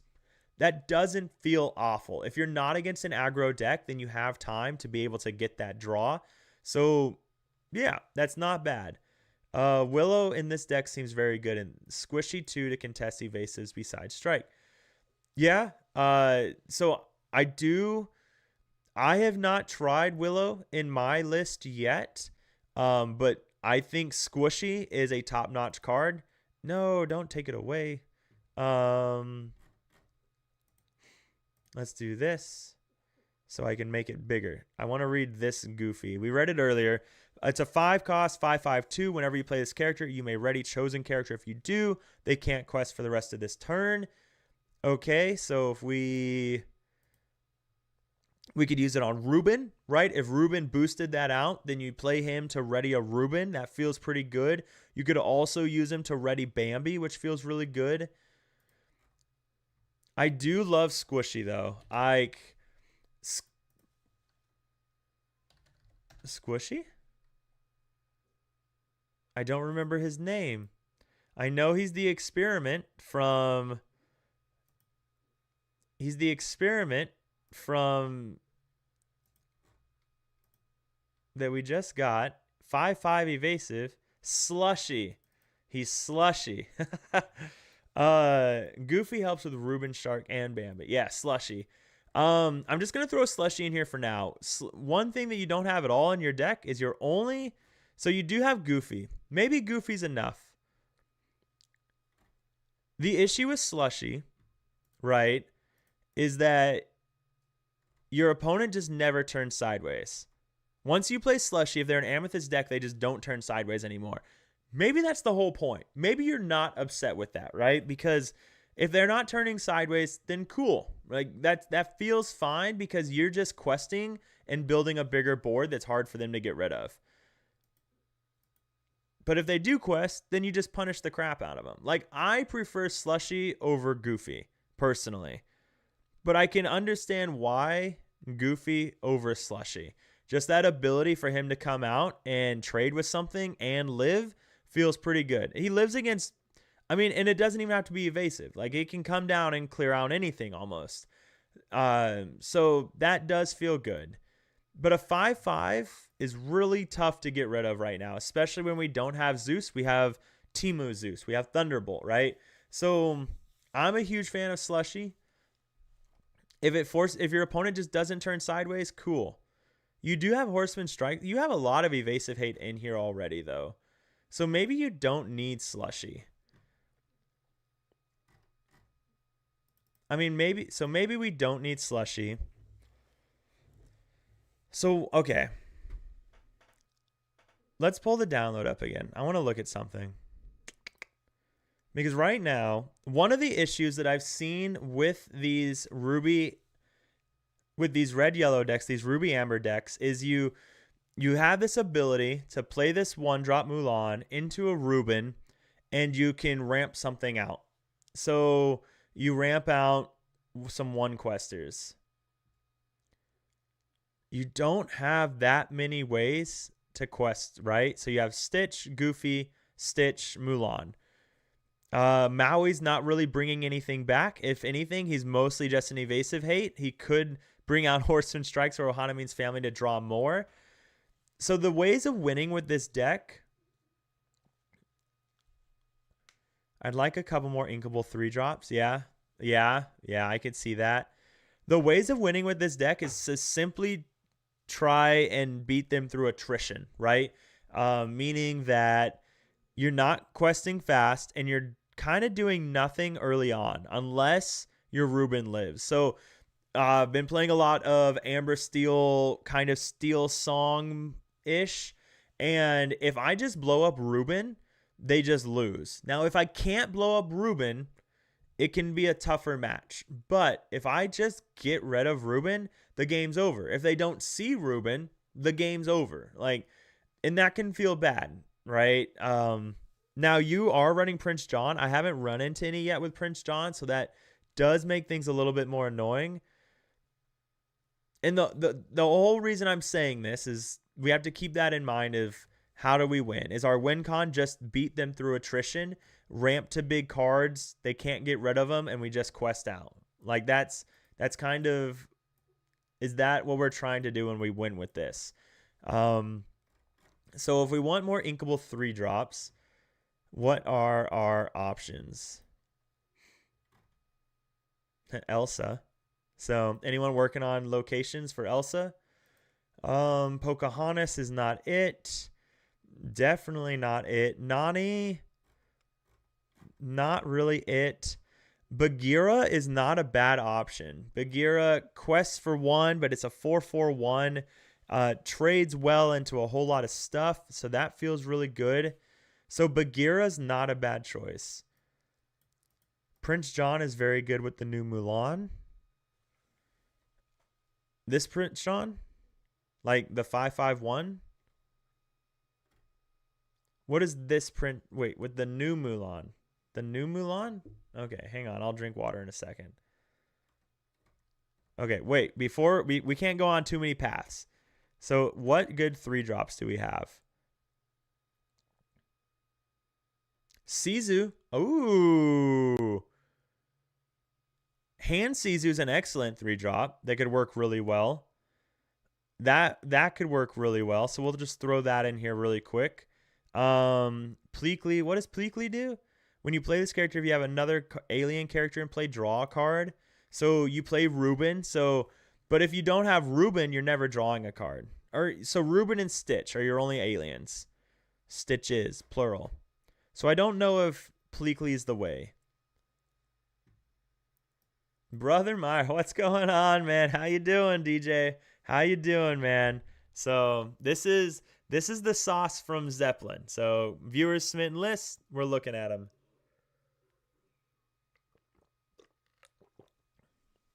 So okay.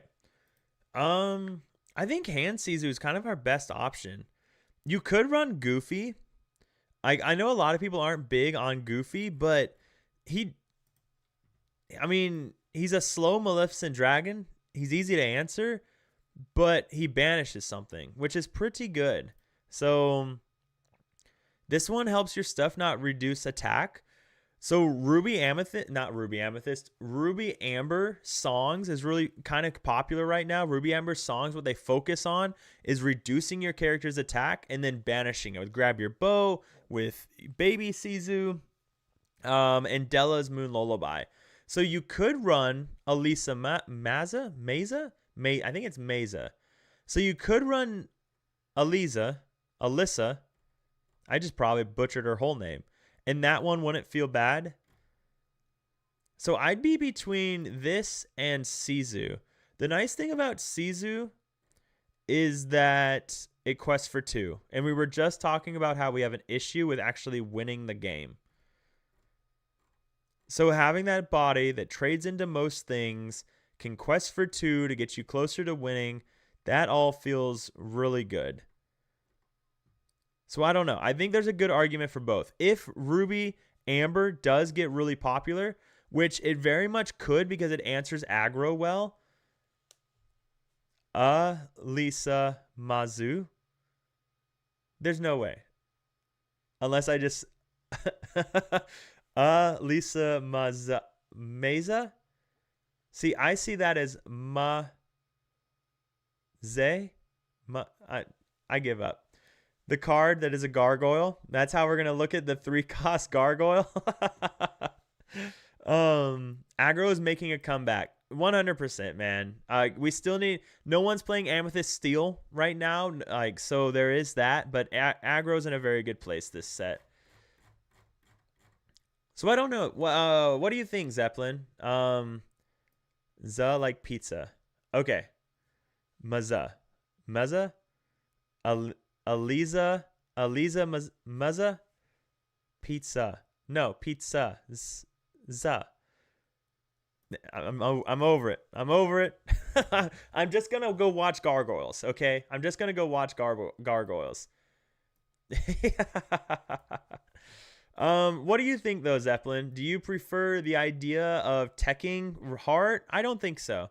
I think we prefer Sizu's. I think we can afford to cut Timon down to at least 2, if not 1, and do 3 Sizu's.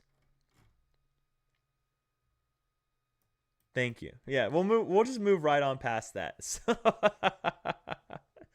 we'll just move right on past that one. Oh, hey, hang on. One second, guys.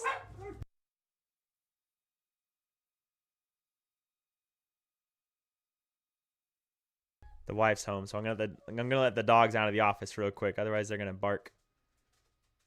So, all right.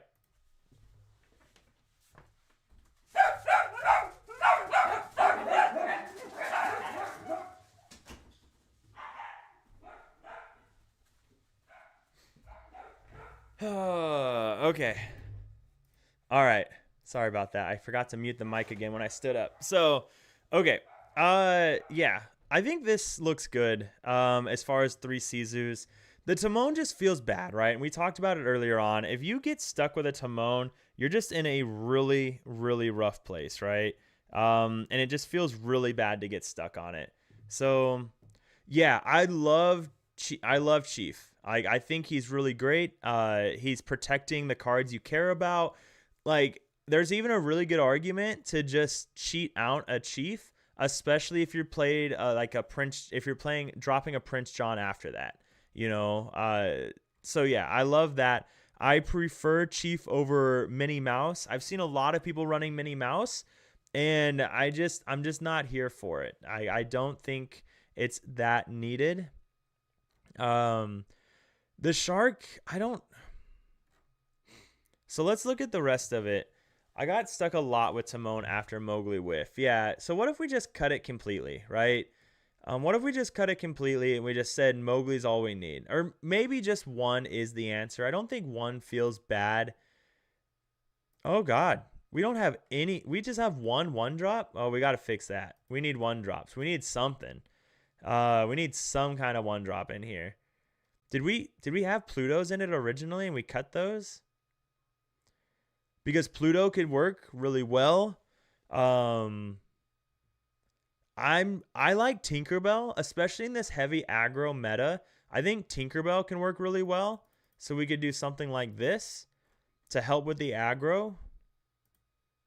Sure, she's only going to challenge one time, but maybe more, because now they can't even quest with their they can't quest with their Aurora or to play Tiana. If they do, then cool, but you can banish that. 3-1, 1-drop Tink. Yeah, yep. So I think the Tinkerbell works really well. Your other option is Pluto to cheat out stuff even faster, which isn't the worst thing in the world. That feels fine. But I think the Tinkerbell fits really well. You can't miss a 1-drop, especially against aggro. If you miss your 1-drop against aggro, it's just game over. I say you should not add Tink. Yeah, exactly. But the other nice thing is because we cut the Timons, our uninkable count goes down to 8. So if we really wanted to, we could cut the 2 Goofies and do Headless Horseman. I agree. If we were to run Pluto, I think you're better off running Grandmother Willow. I do agree with that. Kelsey, I'm sorry, I don't know how to turn my bot off for my stream that prevents all the bots. So, and then other just negative people. So the only way that people are unfortunately allowed to share it is over my Discord. But like I told everybody else, if you can just share your list really quick and then deuce out. All right, leave the Discord if you don't want to be there. You won't hurt my feelings. All right. You won't hurt my feelings. It'll be fine. And then you can share it in going live. Okay. So what if we did that? What if we just cut and then our uninkable count's only 10 and we still get to run Headless Horseman? So now if you go Mulan into Ruben, you can cheat out the Headless Horseman the next turn. That's true. Liquidator is a pseudo 1-drop, so that is true. But I mean, how would it feel to lose on the play against dogs? Like, it feels bad, but that is an option, right? So maybe that is something that we could cut, is the Mulan. What are we at? We're at 65 cards, so we're going to have to cut something anyways.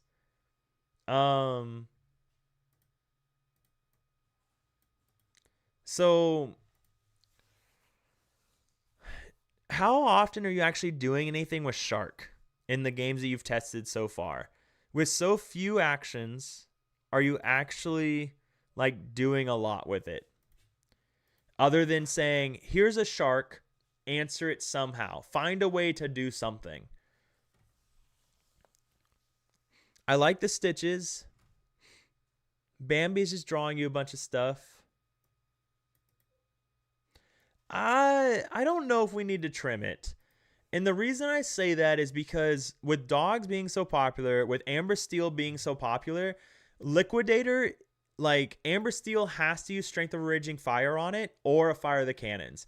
Dogs can't do anything about it. Like if you play a Liquidator on turn 1, they can't do anything about it. If you go Tinkerbell into Liquidator on turn 1 and 2 on the play, they can't do anything about your Liquidator or your Tinkerbell. So whatever they turn sideways will be banished.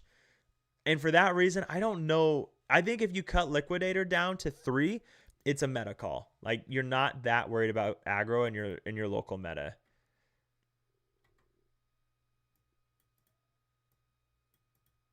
Now, I could see an argument to cut Tink down to two if we really wanted to. Two or three, I think would work really well. But I don't think we can afford to cut Liquidator down. Because on the play, you have a little bit more time. You have a little bit more time to kind of develop things and get going. So, Shark needs next up Olympus for Unfair Things or Rush, or he's just a really expensive removal target. Also, I mulligan for the 3-cost Unink Song. As long as Amber is in the meta, you will get nailed by Headless or Horseman Strikes so much. That's very true. Kelsey, you can just go to the going live section right here. So,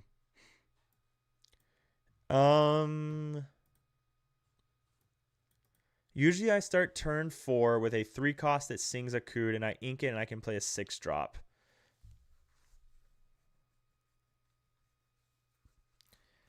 And our 6-drops are Mulan, Chopper, Copper, and Maui. I mean, yes. Okay, if you are able to cheat out a shark super early, it feels really good. But I think Amber is really popular, and Amber loves evasive hate. So that is a wonderful trade-off for them. If you cheat out a Maui half shark on turn 4 or whatever that is, turn 5. I think it's turn 4. And then they go evasive hate, Horseman Strikes, and I get to draw a card. So I don't know, but we can. I mean, it's seeing a Maui half shark stalls the game, and again, maybe that's okay for this deck just to try and stall the game to get there. But we have to cut something down. I didn't mean to open that. Okay. So what do we cut down? What do we make room for?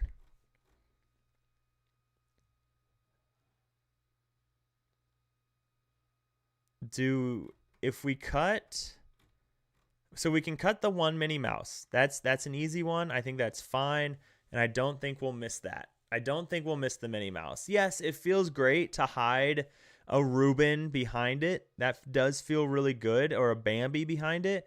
But I think if we're running the 4 Chiefs, we're okay. Maybe I could see an argument for Minnie, but for now, let's just humor cutting the 1 Bodyguard, because we've got to make. And then if we did cut the 2 Sharks, then that gets us to 60 at least to see how that feels, which is a starting point. Cut all Ruby cards.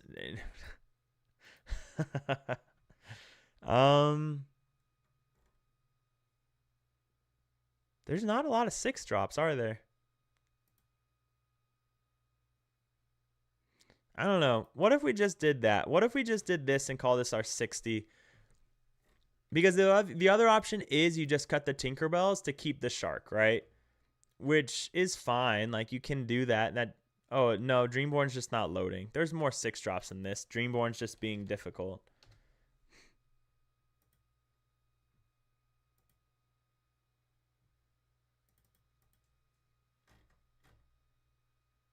Not playing Bodyguard Mini is blasphemy. I mean, yeah, maybe. Okay, so maybe we can cut Headless down. That takes us to 9 Uninkables, and you play Mini. You know what decks really love Mini? These really popular decks that are running 2 attack or less hate. So that's the problem with Minnie Mouse, right? Is you play Minnie Mouse, and your opponent goes, sweet, Baby Sisu, Headless Horseman, Grab Your Bow. All really popular cards right now. With that being said, it's pre-release, right? It's pre-release. We don't know what's going to be good or not. And maybe none of those cards will be good. But we can leave the 1 Mini in. We can leave the 1 Mini in. As a 4-cost, I suggest Mulan, since has synergies with Prince John and other characters. Not the franchise. I just want Mulan. Contains Mulan. Okay. The 4-drop Mulan. This one? If you have a character in play with damage, you pay 1 less to play this character. If you have a character with... And it quests for 2. And it does quest for 2, which is really interesting. We do have a lot of 3 drops. But wait. This comes down for 3? Yeah, so this comes down for 3 if you have a damaged character. It is a 4/3, so it does challenge well. It does quest for 2, which is nice. It's going to generally always come down for a little bit cheaper. It is a shift target for your big Mulan, so that's something that's entertaining as well. I mean, it quests for 2. I'm a big fan of questing for 2. So that Mulan is just better than Shark. I mean, that's kind of where I'm leaning. Like,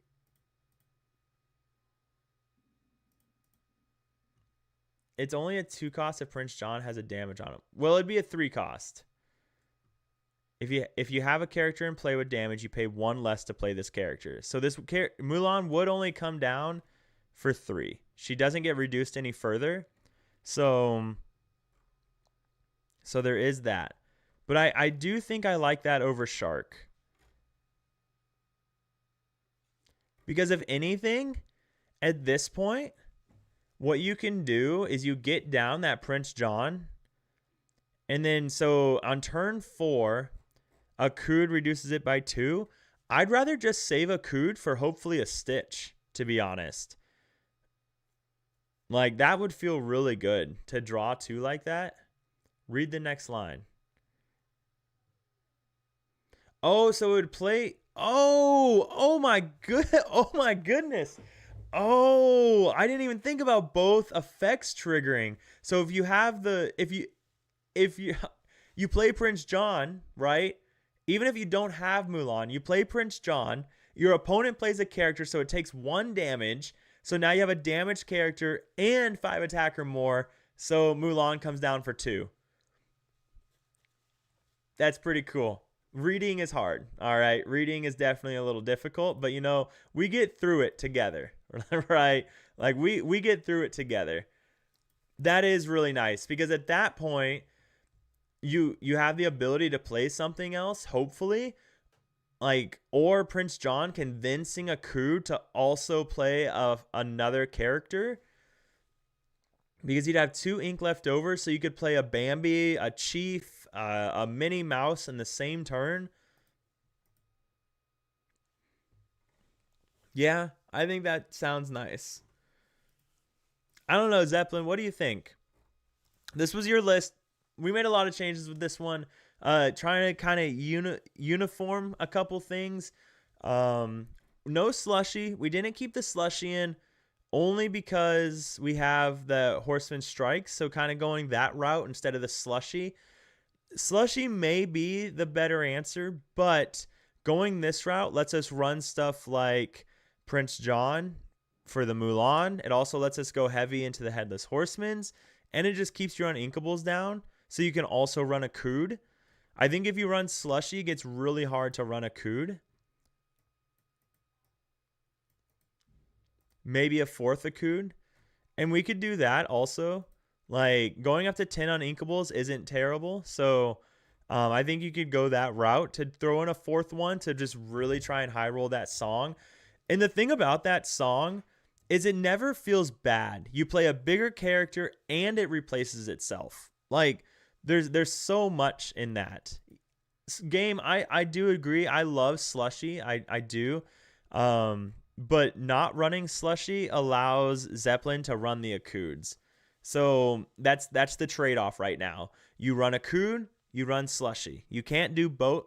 You can, but your uninkable count's going to get really high, and that's not. You don't want a high uninkable count when you're trying to ramp things out, right?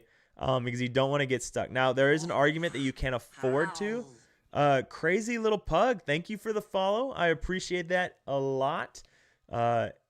Just saying, in the small dog category, wiener dogs are better, but you know what? Pugs are cute too in their own kind of way. So, but yeah, I think that's the trade-off. A Cood for Slushy. You could argue you can go more on Inkables because you can cheat out more expensive characters with a Crude and Ruben, but I still like the idea of keeping it a little bit lower. And that's true. Horseman does remove a lot of evasives, so that's another argument of just saying you can cut Horseman strikes. So the other advantage is just Slushy is tempo where Horseman strikes is not, but you do get to draw a card. So, but we'll leave Horseman strikes in there over Slushy. That's something that Zeppelin can kind of test for himself. I think that'd be the first thing to test is maybe dropping 2 Horseman strikes for 2 Slushies. You'd go up to 11 Uninkables, which doesn't feel terrible. But in the meantime, you have plenty of evasive hate. And then right now you can cheat out characters really well.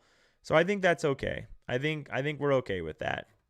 The other thing is consider throwing in Tinkerbell somewhere. If aggro is just super heavy and you're finding that Liquidator is just not quite enough, I think that would feel really good as well.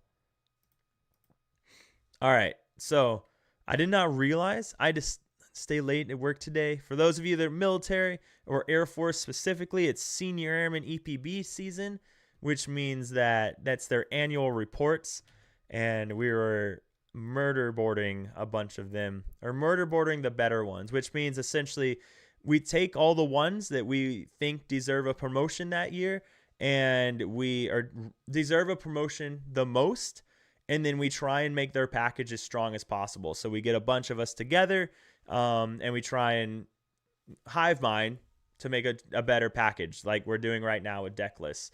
And during the season, unfortunately requires me to work a little bit later than normal, quite a bit later than normal. So I did not realize it's already 7:40, but I want to do one more deck. So we're going to do one last deck for today. That one last deck, the next one on the list was Marine Williams. So we're going to jump into Marine Williams' list here. We'll do this again for sure. I think this is a lot of fun. I really do enjoy it. What rank are you? I'm a tech, man. I go up for master this year, so really good package. If you're Air Force, man, I have what I believe is a really good package. We'll see. But yeah, we'll see. Time will tell. But I think I'm in a good place. I'm a 2T2 air transportation specialist. I'm a port dog, man. If you're Air Force, so but yeah, this will be our last list for today. We'll go through this, figure it out. We'll do this again for sure because I think this is fun. But also, for those of you that weren't here, TCG Arena, okay? If you guys want to do some games on stream and you don't have proxies printed, go to TCG Arena, okay? Go to TCG Arena, throw your deck in here. You create an account, you go to games, you add Lorcana to your games. Then you go to decks and you throw a deck in here. And then next stream, if you've done it, I can then create a lobby and we can play a game against each other. It is a manual thing, so it's not like other things, but it's a thing that we could play against each other without proxies if you don't have proxies. So we are going to start doing a lot of those on stream, but in the meantime, we're trying to hive mind and help each other. Man, congratulations on E7. My dad was Navy. He was a deep sea diver, so I know how hard it is to make E7. That is a congratulations. That's an accomplishment, man. So, and love to see another sister service playing Lorcana. Always makes me happy. All right, let's see. Let's share this thing. Let's download it. Let's look at it, and then we're going to see what we can do with it, and then I'm going to go spend time with the wife. So this was Marine, and let's look at what we're looking at. Downloads. Okay. So we've got an Amber Sapphire list. We've got some aggro stuff going on early. Got some really good aggro stuff going on. We've got the Rapunzel package. Love the Rapunzel package. That ability to just rip it to shreds. That ability to just protect your characters is something that is really nice. And what makes it even better is that Rapunzel can protect your character to challenge. So what you're able to do, hey, see you later, DJ. Thanks for stopping by, man. Um, what you're able to do is you use Elenwe on something like a Raja, for example, or Thunderbolt. So that Thunderbolt becomes a 5/7, and if you have Rapunzel down, Thunderbolt takes no damage for like challenging something. Feels really good, right? So you banish something, take no damage, and then you then support the Thunderbolt again with the Rapunzel, and they now have to first deal damage to the Thunderbolt to get rid of the Rapunzel protection, and then somehow deal another 7 damage somehow. So I'm a huge fan of the Rapunzel package. It can just feel slow, so that's one of the things that we're going to look at is that package, but that's a big part of the list. So we're not going to, one of the things is we're not going to dissect lists to the point where we take all the joy out of what the viewer was trying to do. So that is something that we're doing. Derpy Dragon, what's going on? How you doing, man? Thanks for stopping by. So this is our last list for the night, and then I'm going to go spend some time with the wife. When she gets off work and comes home, if I don't feed her soon, she likes to troll around the kitchen and spoil her appetite. So we've got to feed her. Okay. What was that? What was that movie back in the day? What were they? You couldn't get them wet. Gremlins? Was it Gremlins? Where if you get them wet, that's just bad thing. They get all angry and stuff. Anyways, Isaac, what's going on, man? We were just Isaac. Yeah, Gremlins. Thank you. It was Gremlins. Isaac, you missed it. We were just working on a list early, our first list of the day, actually. And I threw Snowfort in it. I just had to. I had to throw Snowfort in it. But now we're looking at a blue-yellow list. You don't really do the 1, 2, 4 lines that often. Aurora brings Cinderella down 3. Kind of late for me. Better if I go to sleep. Thanks for the help and for the great time. Having a good night, guys. Hey, have a good night, Berman. Thanks for sharing the list. That was a lot of fun. Really cool. Hope to see you again. Okay. So far, so for you, Williams, have you gotten a test with the list? First things first, have you gotten a test with it? And what did you play against? What did it struggle with? Those kinds of things, because that helps us figure out what the next step is going to be. My first thought, oh gosh, how did I miss Raging Storm? Hang on. How did I miss Raging Storm? Okay, so we're running Raging. Okay, so okay. There's a lot of weird things going on here. And here's why, right? Raging Storms, so, okay. Oh, it's weird. Okay. So we're doing two different things here, right? And there's one thing we're not doing well at all. Is if we play against aggro, if we don't see the perfect turn of Sail, Cindy, just ramp like crazy, we lose, right? We lose because we have no way to answer aggro. You have Thunderbolt. That is something. You have Elenwe into Mowgli, and Mowgli can deal 3 damage. That's something. But if you your better chance is to get the hyper ramp to Raging Storm. So that's one thing. We kind of auto lose to aggro. The other thing that's going on with this list is that we're doing 2 very different things. We have this aggro route with the Rapunzels and the Elenwees, and we can go Aurora into Shift Aurora and all that stuff. Tiana's even. And then we clear our board with Raging Storm. Now, and that feels bad, right? Now, there is an argument that we throw in the aggro package, and then they eventually find a way to get through the Tiana. They get through the Rapunzel, and they gain the board. And then you have your big red button. I wanted to call it something else, but we'll call it the big red button. And that's Raging Storm, and it resets the game. And then you can spam out all these 1 and 2 drop characters that you had. So maybe that is the route of something that we can try doing. And that doesn't necessarily feel bad, right?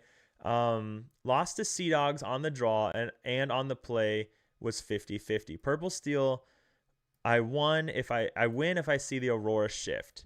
And you won against green blue. Yes, this deck would do really well against green blue, or it should. Mowgli is just tough for green blue to deal with, period. The right Mowgli. World's Greatest Criminal Mind is great against Clarabelle, things like that. So, okay. So is that kind of the idea, though, Marine? Is that, are we trying to just aggro out, and then when your opponent finally deals with your board, you're at the point where you can Raging Storm? So, and I think that might kind of be the play and what we're trying to do. You have this great package. It's hard for them to answer and deal with the Rapunzel and Tiana. And then they finally do. You clear their board and you bring all your Lilos back from the discard, and then you play a Stitch to draw more, and you're back into it, just like that. And that seems like what we're trying to do here. Let me know if I'm on the right path. Now, if that is what we want to do, then that's what we can look at and address. Now, there's a lot of things going on that I really like. Aurora into Tiana is just amazing. Aurora to play out, you do some crazy things with Rapunzel and Elenwe in the same turn. You can play out a Cinderella on turn 3 without ramp, which feels really good. You can cheat Aurora to shift Aurora. Generally, it was aggro. The opponent answers. Raging Storm gets me back in. Then Lilos from discard. Yeah, perfect. Okay. Perfect. Okay. So, I agree. I do like Mowgli's. We are at 14 on Inkables, though. We are at 14 on Inkables, which does feel bad when we want to try and get to... we're really trying to make sure that we can get to Raging Storm. So if we go up in our uninkable count, it makes it that much more difficult to get to the Raging Storm.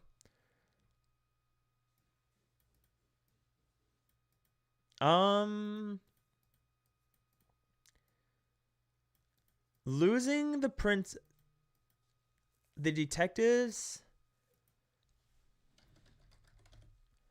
Oh, the Darkwing Duck, the 4/2 ward, I believe is the 2-drop one. My dog is trying to get back in here. That must mean the wife is ignoring him. Okay. Yep, okay. So the 4/1 ward. 4/1 ward. Uninkables felt fine due to Cinderella, but it is 15 plus is pushing it, since hence no Ludwig, yeah. And that's kind of what I figured. The Darkwing Duck could feel nice. It does help stop aggro, which is nice. If you did a Bell swap for the Cindy's, that could lower the unink count while still giving you a ramp ability on a 4-turner. So do the Bell swap. Oh, that is interesting. So what about this, Williams? Oh, I typed in Williams. Okay. That is really interesting. So what he's talking about with the Bell is the 4-cost Bell, inkable 4-drop Bell, that when one of your characters is banished, you can ink a card from the top of your deck. That is interesting. Now, one of the advantages, though, of Cinderella is that filter part. Like, the filter is going to be really impactful. Come on. The character goes to the inkwell. Okay. The character goes to the inkwell. So that is something that we could do. She still works off of Elenwe, and she still works on herself. Oh, that is true, though. So you'd almost have to cut the Tianas. You'd almost have to cut the Tianas if you were to do this, which doesn't feel necessarily all that great to lose that aggro route because you're already beating green-blue.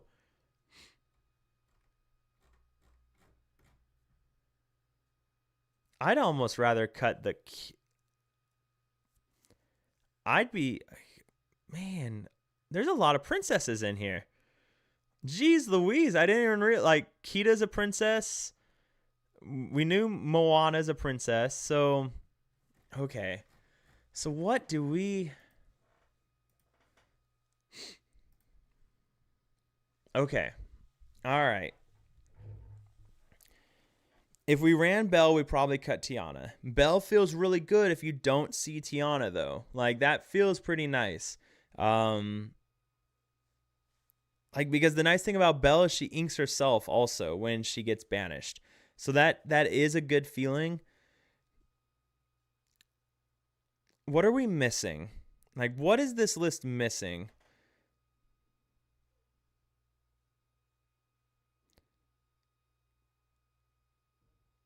That wouldn't make sense, Marine. I don't know why they wouldn't work together. Because Bell, like, let's pull up Bell really quick.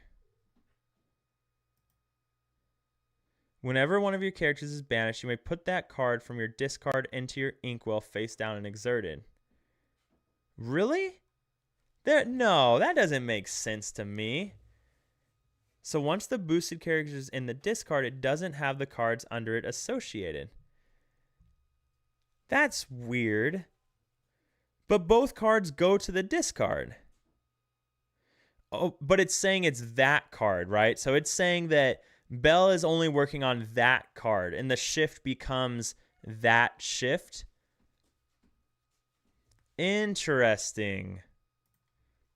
Huh. You learned something new. Okay. So it wouldn't work on Thunderbolt.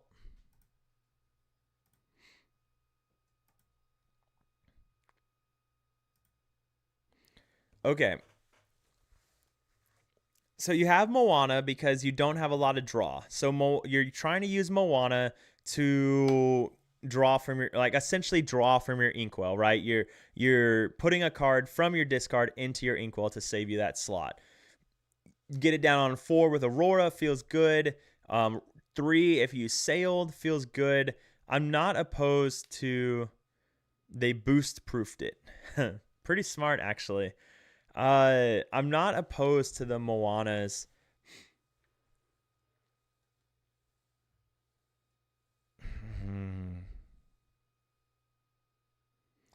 This is really an interesting thing that we have going on. Because it's so hard to look... It's so hard to kind of be like, our game plan is aggro. Oh no, we've lost the board, as aggro tends to do. Raging Storm. So we have to be able to make sure that we get to enough ink for Raging Storm. But if we play Cindy, I mean, oftentimes we're not even trying to play Cindy on turn 3. Like, we don't even have to go 1-drop into Sail into Cindy. Like, honestly, that's probably not the line you want to take anyways.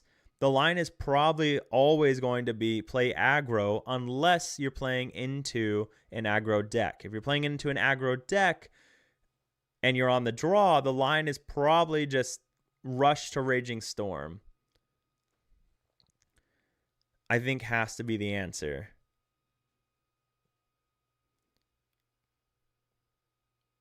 Could this be a deck that Black Cauldron does something because of Raging Storm? Kelsey, that is interesting. Do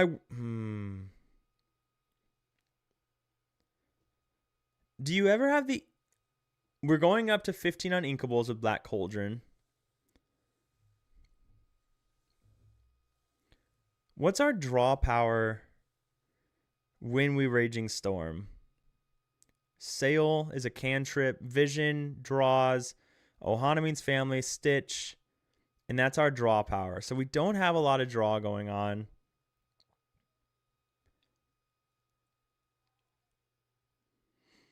What?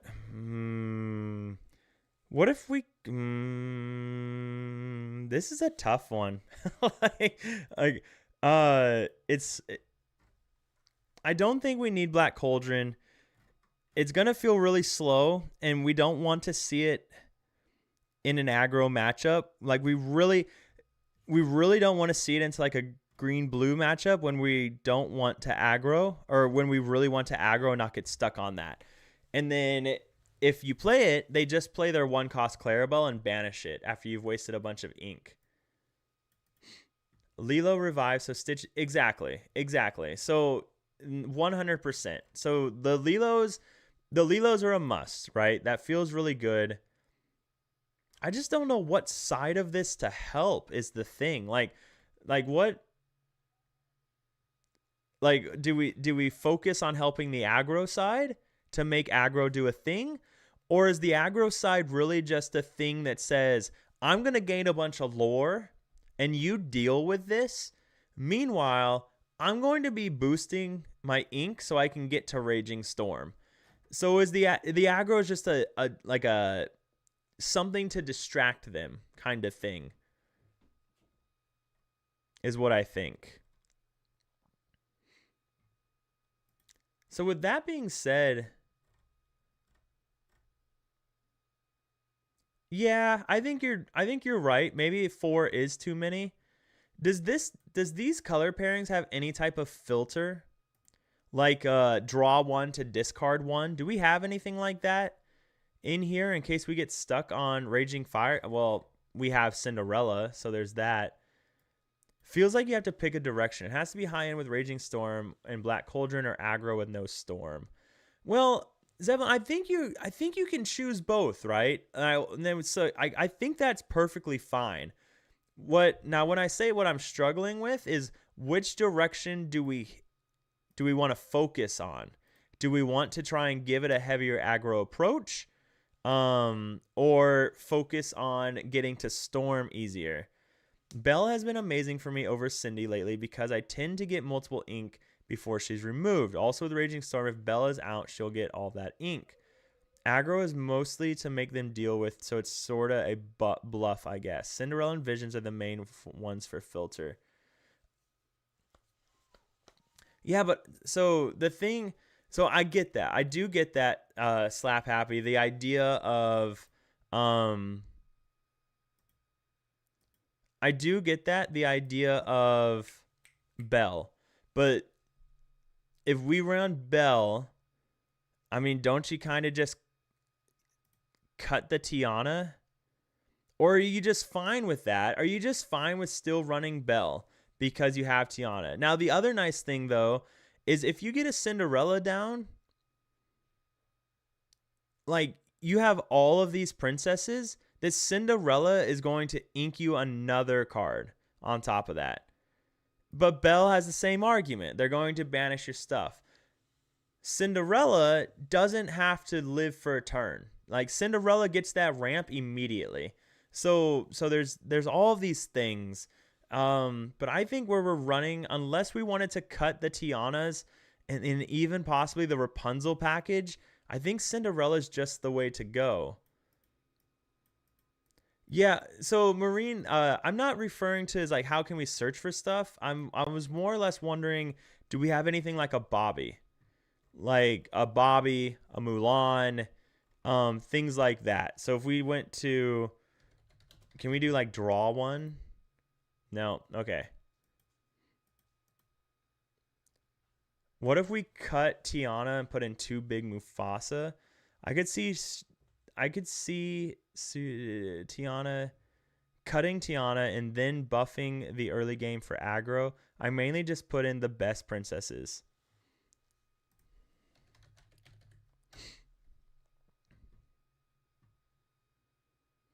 Develop is a thing. I don't think we need develop because develop doesn't help us get rid of our uninkables, right? Now, develop does help us not find the uninkables. Oh, gosh. Okay, no, it's just still loading. Tipo, right? But we don't want Tipo in this deck. We don't have enough draw, really, to Tipo, in my opinion.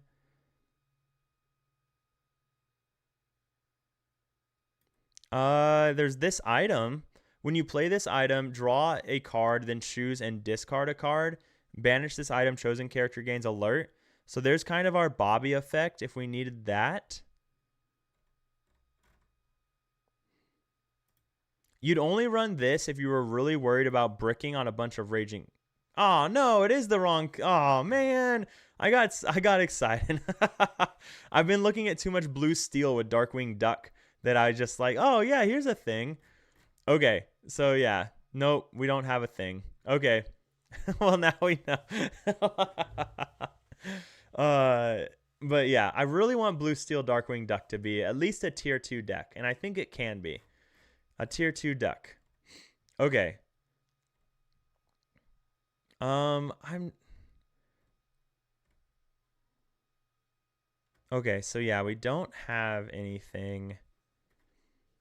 I'm not opposed to adding a Ludwig in. That set 9 Mulan is card draw. I saw your idea also about hello, love. Hello.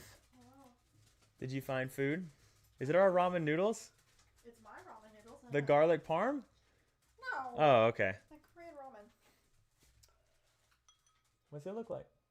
Oh, the healthy stuff. It's not healthy. Oh, okay. Can people see me? They can see. My bowl. Yep, they can see your bowl. Because clearly somebody did not read their text messages. Oh, I did not. I know. What did they say? Nothing's gonna be good for you. I'm starving and I'll be home. That's funny. Bring that closer. I'm hungry. It's actually really good. It's one of the instant packs.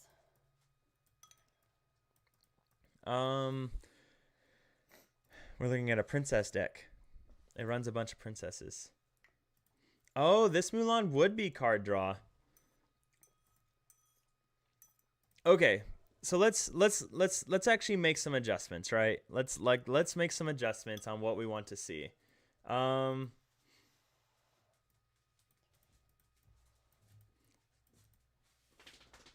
she does quest for 2, which is very true. I mean, what are our other aggro options? Like, is there, so what if we did a thing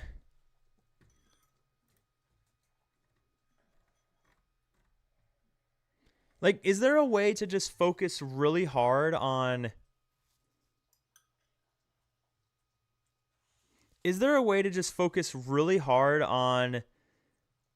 like the Lilo package somehow and the Raging Storm package and making that work? Like, what if we, gosh, this deck could get really heavy on Inkables really fast, because I'm looking at Ichabod Crane, good 2-quester, gonna gain you some lore because they don't want to ramp you, so that feels nice, but that's uninkable. I was like, what if we Hades after a Raging Storm? That feels really good.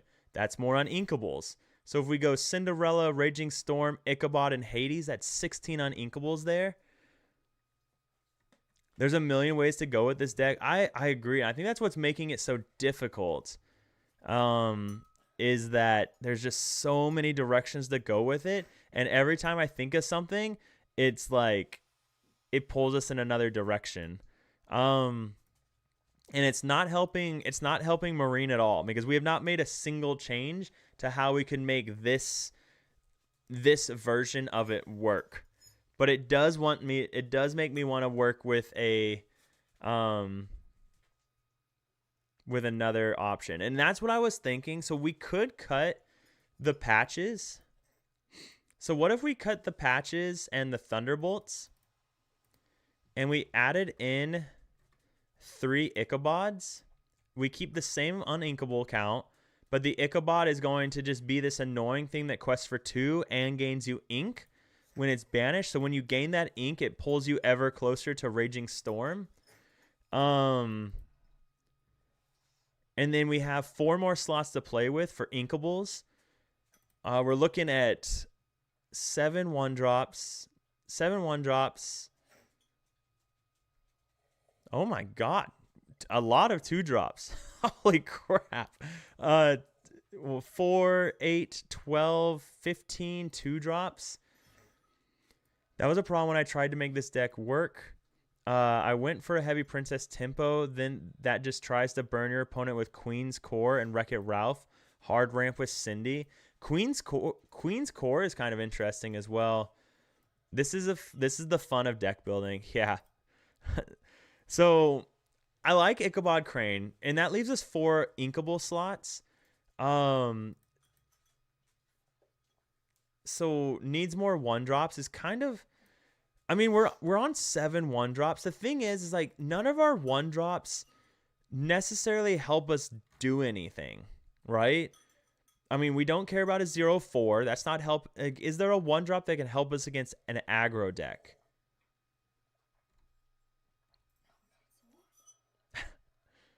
Basil. Oh, Basil.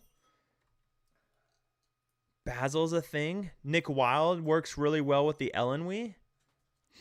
More support for that's true as well. I mean,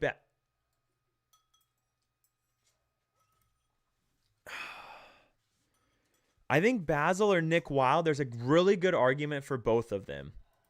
Because Nick Wild will most likely see that attack boost with having Ellenwee and the Rapunzel. But Basil helps World's Greatest Criminal Mind. It helps turn your Mowgli. Your Mowgli could turn in, like, it helps Mowgli be able to take things out. So what would we prefer? Yeah, and that Isaac Isaac. That's kind of what I was thinking. Also, is Ellenwee's kind of already doing that thing, so maybe we just go to 4 Ellenwees. We go. Where'd my Nick Wild go? We go to 3 Nick Wilds. That gives us a lot of 1-drops. Is that maybe just 2? Maybe just 2 Nick Wilds for 10 1-drops.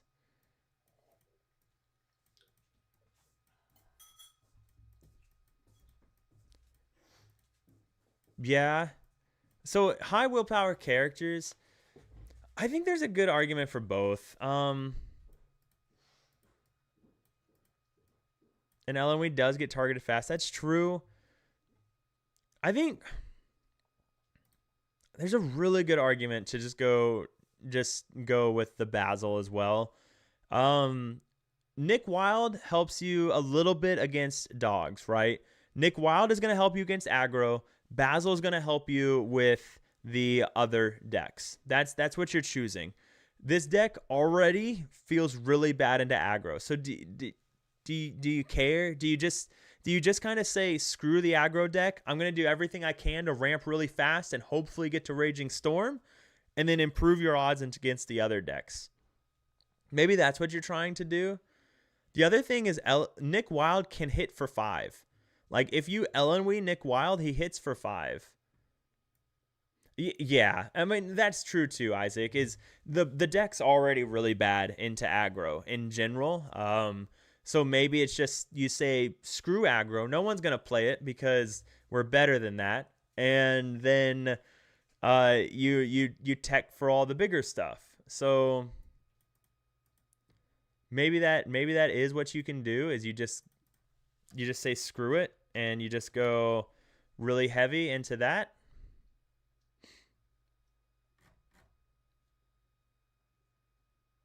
And there is the Rapunzel ability. So there is that. So more support equals more bubbles. So that's our 10. And I think 10 is perfect. I saw you, Marine. I wanted 10-ish 1-drops in the build and testing. So there's our 10 there. So that feels good. We're at 14 on Inkables. That's fine. I really wish we had a way to cycle out on Inkables, though, if we don't need them. Oh, what did I click? This guy. It is a single card swap, so easy test. Yeah, exactly. You can just, which one works better, right? And then figure it out from there. And then we have one more slot that we could fit something in. Aurora is kind of a weird one, but it's gonna piss your opponent off, right? If they're like, I have the perfect answer, I'm gonna grab your bow, your Tiana, and then you slam down an Aurora, like that's gonna really ruin someone's day. And I'm here for it. I mean, we could just do the easy thing and just go say one more Kita and call it a day, or one more Horseman Strikes and call it a day. Cinderella's the cycle. That's really the big thing. Is Cinderella is going to be your big cycle card for what you're trying to do. One Mufasa just for the funds. We could do that. What was my 60th card? Oh, World's Greatest. Wait, Mufasa's uninkable? Oh, we don't want to throw in another uninkable. He is uninkable. We don't want another uninkable. That is a big boy, though. I'd almost rather throw in just a Radigan. Could throw in a 1 of Mickey to get your Tiana's 5 willpower. Could throw in a 1 of Mickey. Oh, the golden Mickey. Or not the golden, the Amber Champion Mickey. That could be something. We could do Radigan. Radigan's only good, though, as long as you have Moana down. So that doesn't necessarily feel great. The 1 of Mickey could be cool. It sucks we don't have anything to sing with it. I'd prefer Chippendale over Mufasa if I went that route. Chippendale could be fun. So, unfortunately, uninkable. But Mickey Mouse could make things even more difficult. Hey, James, what's going on? It's been fun. You know, we went a different route. We decided to take viewer decks and mess with them. We've had three lists that we looked at today. I messed something up here, though. There's only 59 cards here. I need a 60th card in this. What did we take out?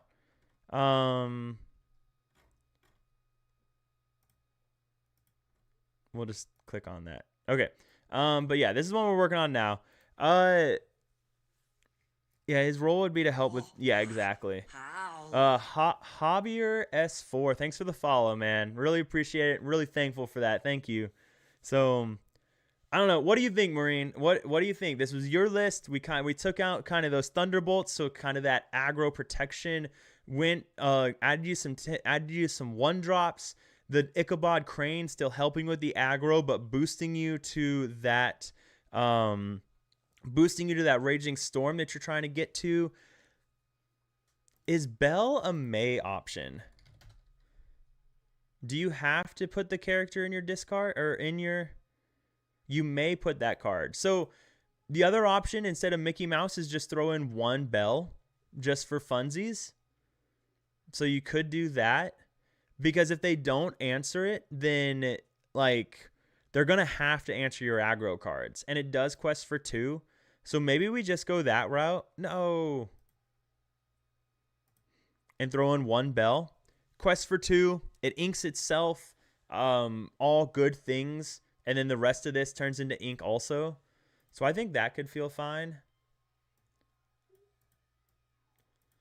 Yeah, I think that could work. We just drop the Kita completely and go to Belle. Because you have enough cheap characters that it feels fine. And worst case scenario, these are still 2-1s. If you're against an aggro deck and you flood the board with 2-1s, you can, if you get to Belle, is it opponent's turn? Or is it at period? Yeah, it's whenever one of your characters are banished. You send them into your dog opponent, and that boosts you all the way to that 8 ink, and then you blow them up with Raging Storm the next turn. Throw Reno in if we're doing Highlander. Yeah, okay. Yeah, Everyone loves a good Reno lock. I have a spicy yellow blue list I've been playing all day. Nice, James. You'll have to share it in the Discord, man. So I think Belle could work I think Belle works really well. I think Belle definitely works really well. Even an argument to maybe go 4 Belles instead of any Auroras at all. And you just go 4 Belle, 4 Cindy. Because if you do that, if you go 4 Belle, 4 Cindy, you're getting the ink that you need to get to Raging Storm. So when they inevitably get through your aggro line, you blow it all up and start over again. So yeah, that's true. So your Aurora is going to work on your Cinderella and your Belle. So I like it. I think it works. And I think there's even a good line. Yeah, I think there's a good line to just cut the Aurora. What do you think, Marine? Are you cool with cutting your Aurora? I know you lose the ward, but against red, blue, and red, yellow, the ward is going to be a big deal, right? That will matter a lot because you're stopping, grab your bow. If you're on the play or on the draw, you're able to stop everything that they can do. So there is that. So we do need card draw.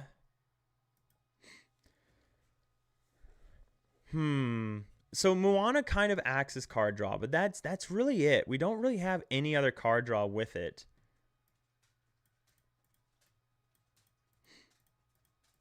I mean, that kind of is a good point.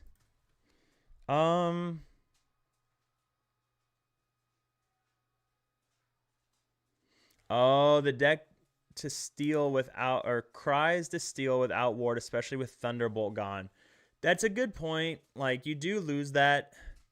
So the ward is going to help stop that Strength of a Raging Fire. So we can, yeah, we can do that. Because with Cinderella and Belle, like, you should be fine, right? That's 6 cards that are ramping you. You have Ichabod ramping you. Moana is pseudo draw.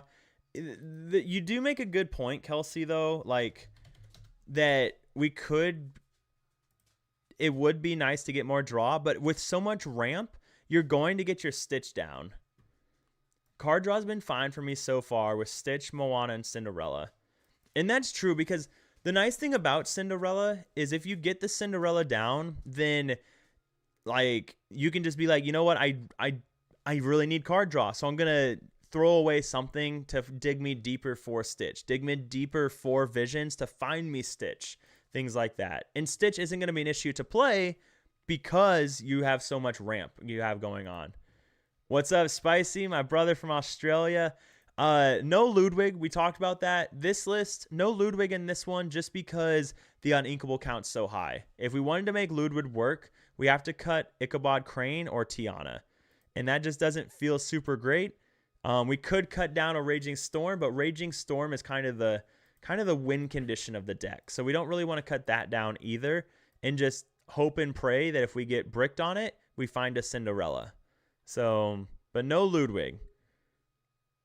The only argument for Ludwig would be to cut Ichabod Crane for Ludwig, which is a decent argument. You're cutting a 2 lore character for a 1 lore character that can also search your opponent's hand. That's a decent argument. So that's Marine. I think that's another thing that you could really consider doing. Sale is card draw. That's true. So I think that's another thing you can consider doing, Marine, is cutting Ichabod for Ludwig. I think that'd be fine as well. Because Ichabod ramping you, Ludwig ramping you, Ichabod questing for 2. Ludwig is searching their hand, right, for a character thing. So I think both of those would work really well. But we're going to stick with this for now. The reason being that it's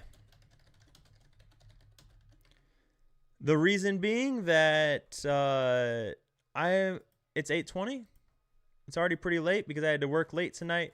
So I'm going to go spend some time with the wife. I'm going to share these lists that we looked at, and I'll put them in the Discord as well for everybody.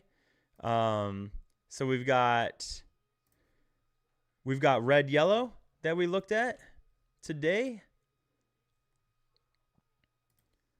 We've got this blue, yellow that can go a ton of different directions that I think we looked at 4 lists. That's right. We went crazy today. Ferg discard, Deck Doctor version 2. So if you guys are curious about what we looked at today, here's some of the stuff. All right. If you want to mess around with it, go crazy, right? Bang, share, bang. Okay, and then I'll share all these in the Discord also. So we're going to do this again, guys. I think this is a lot of fun. We'll do this. You guys can submit your lists on the Discord. I'll figure out how to do the bot so links can be shared in the chat as well. But yeah, now let's cut Ichabod for 2 Ludwig, then add 3rd Belle seems appealing. Yeah, I think that would work as well, Marine. I think that could work really well to get more of that ramp out and something that you could definitely play with as a direction to go. So, okay, let's bring up some Twitch. Let's raid somebody if there's anybody to raid. I know it's kind of an awkward time right now for like time of the night for Lorcana. I don't know if anyone else is normally streaming at this time. So let's see. There is. We got Smarkison is new red blue building and NA runner up. I don't know what NA runner up means, but we're gonna give him a raid. We're gonna give him a raid, guys. Can you make them all public so they show up under the creator name and not just strict URL? Oh, Scott. Yeah, okay. Yeah, Scott's a big name. He's done a lot for himself. He's been very successful in Lorcana. So, Kelsey, I can't wait to look at it. It'll be fun. And Slap Happy, I will make them all public so they've come under the creator name. So, everybody, let's show some love to Scott. This is a very successful Lorcana player, so definitely going to have some insightful things to say about Red Blue. So I encourage you to stick around. All right. Thanks for being here. Thanks for all the follows, guys. And if you're on YouTube, the subs, hopefully. And if you're on Twitch and ever want to use your Prime sub, shameless plug. But remember, guys, stay happy and healthy. That's what we're doing. All right. We're staying happy. We're staying healthy. We're playing Lorcana, Disney princesses. We got Winterspell, Stitch and Angel theme, Lilo and Stitch theme. Life's pretty good right now. I don't know. I think life's pretty good. So with that being said, let's do the raid. I'll see you all around. Let's show some love.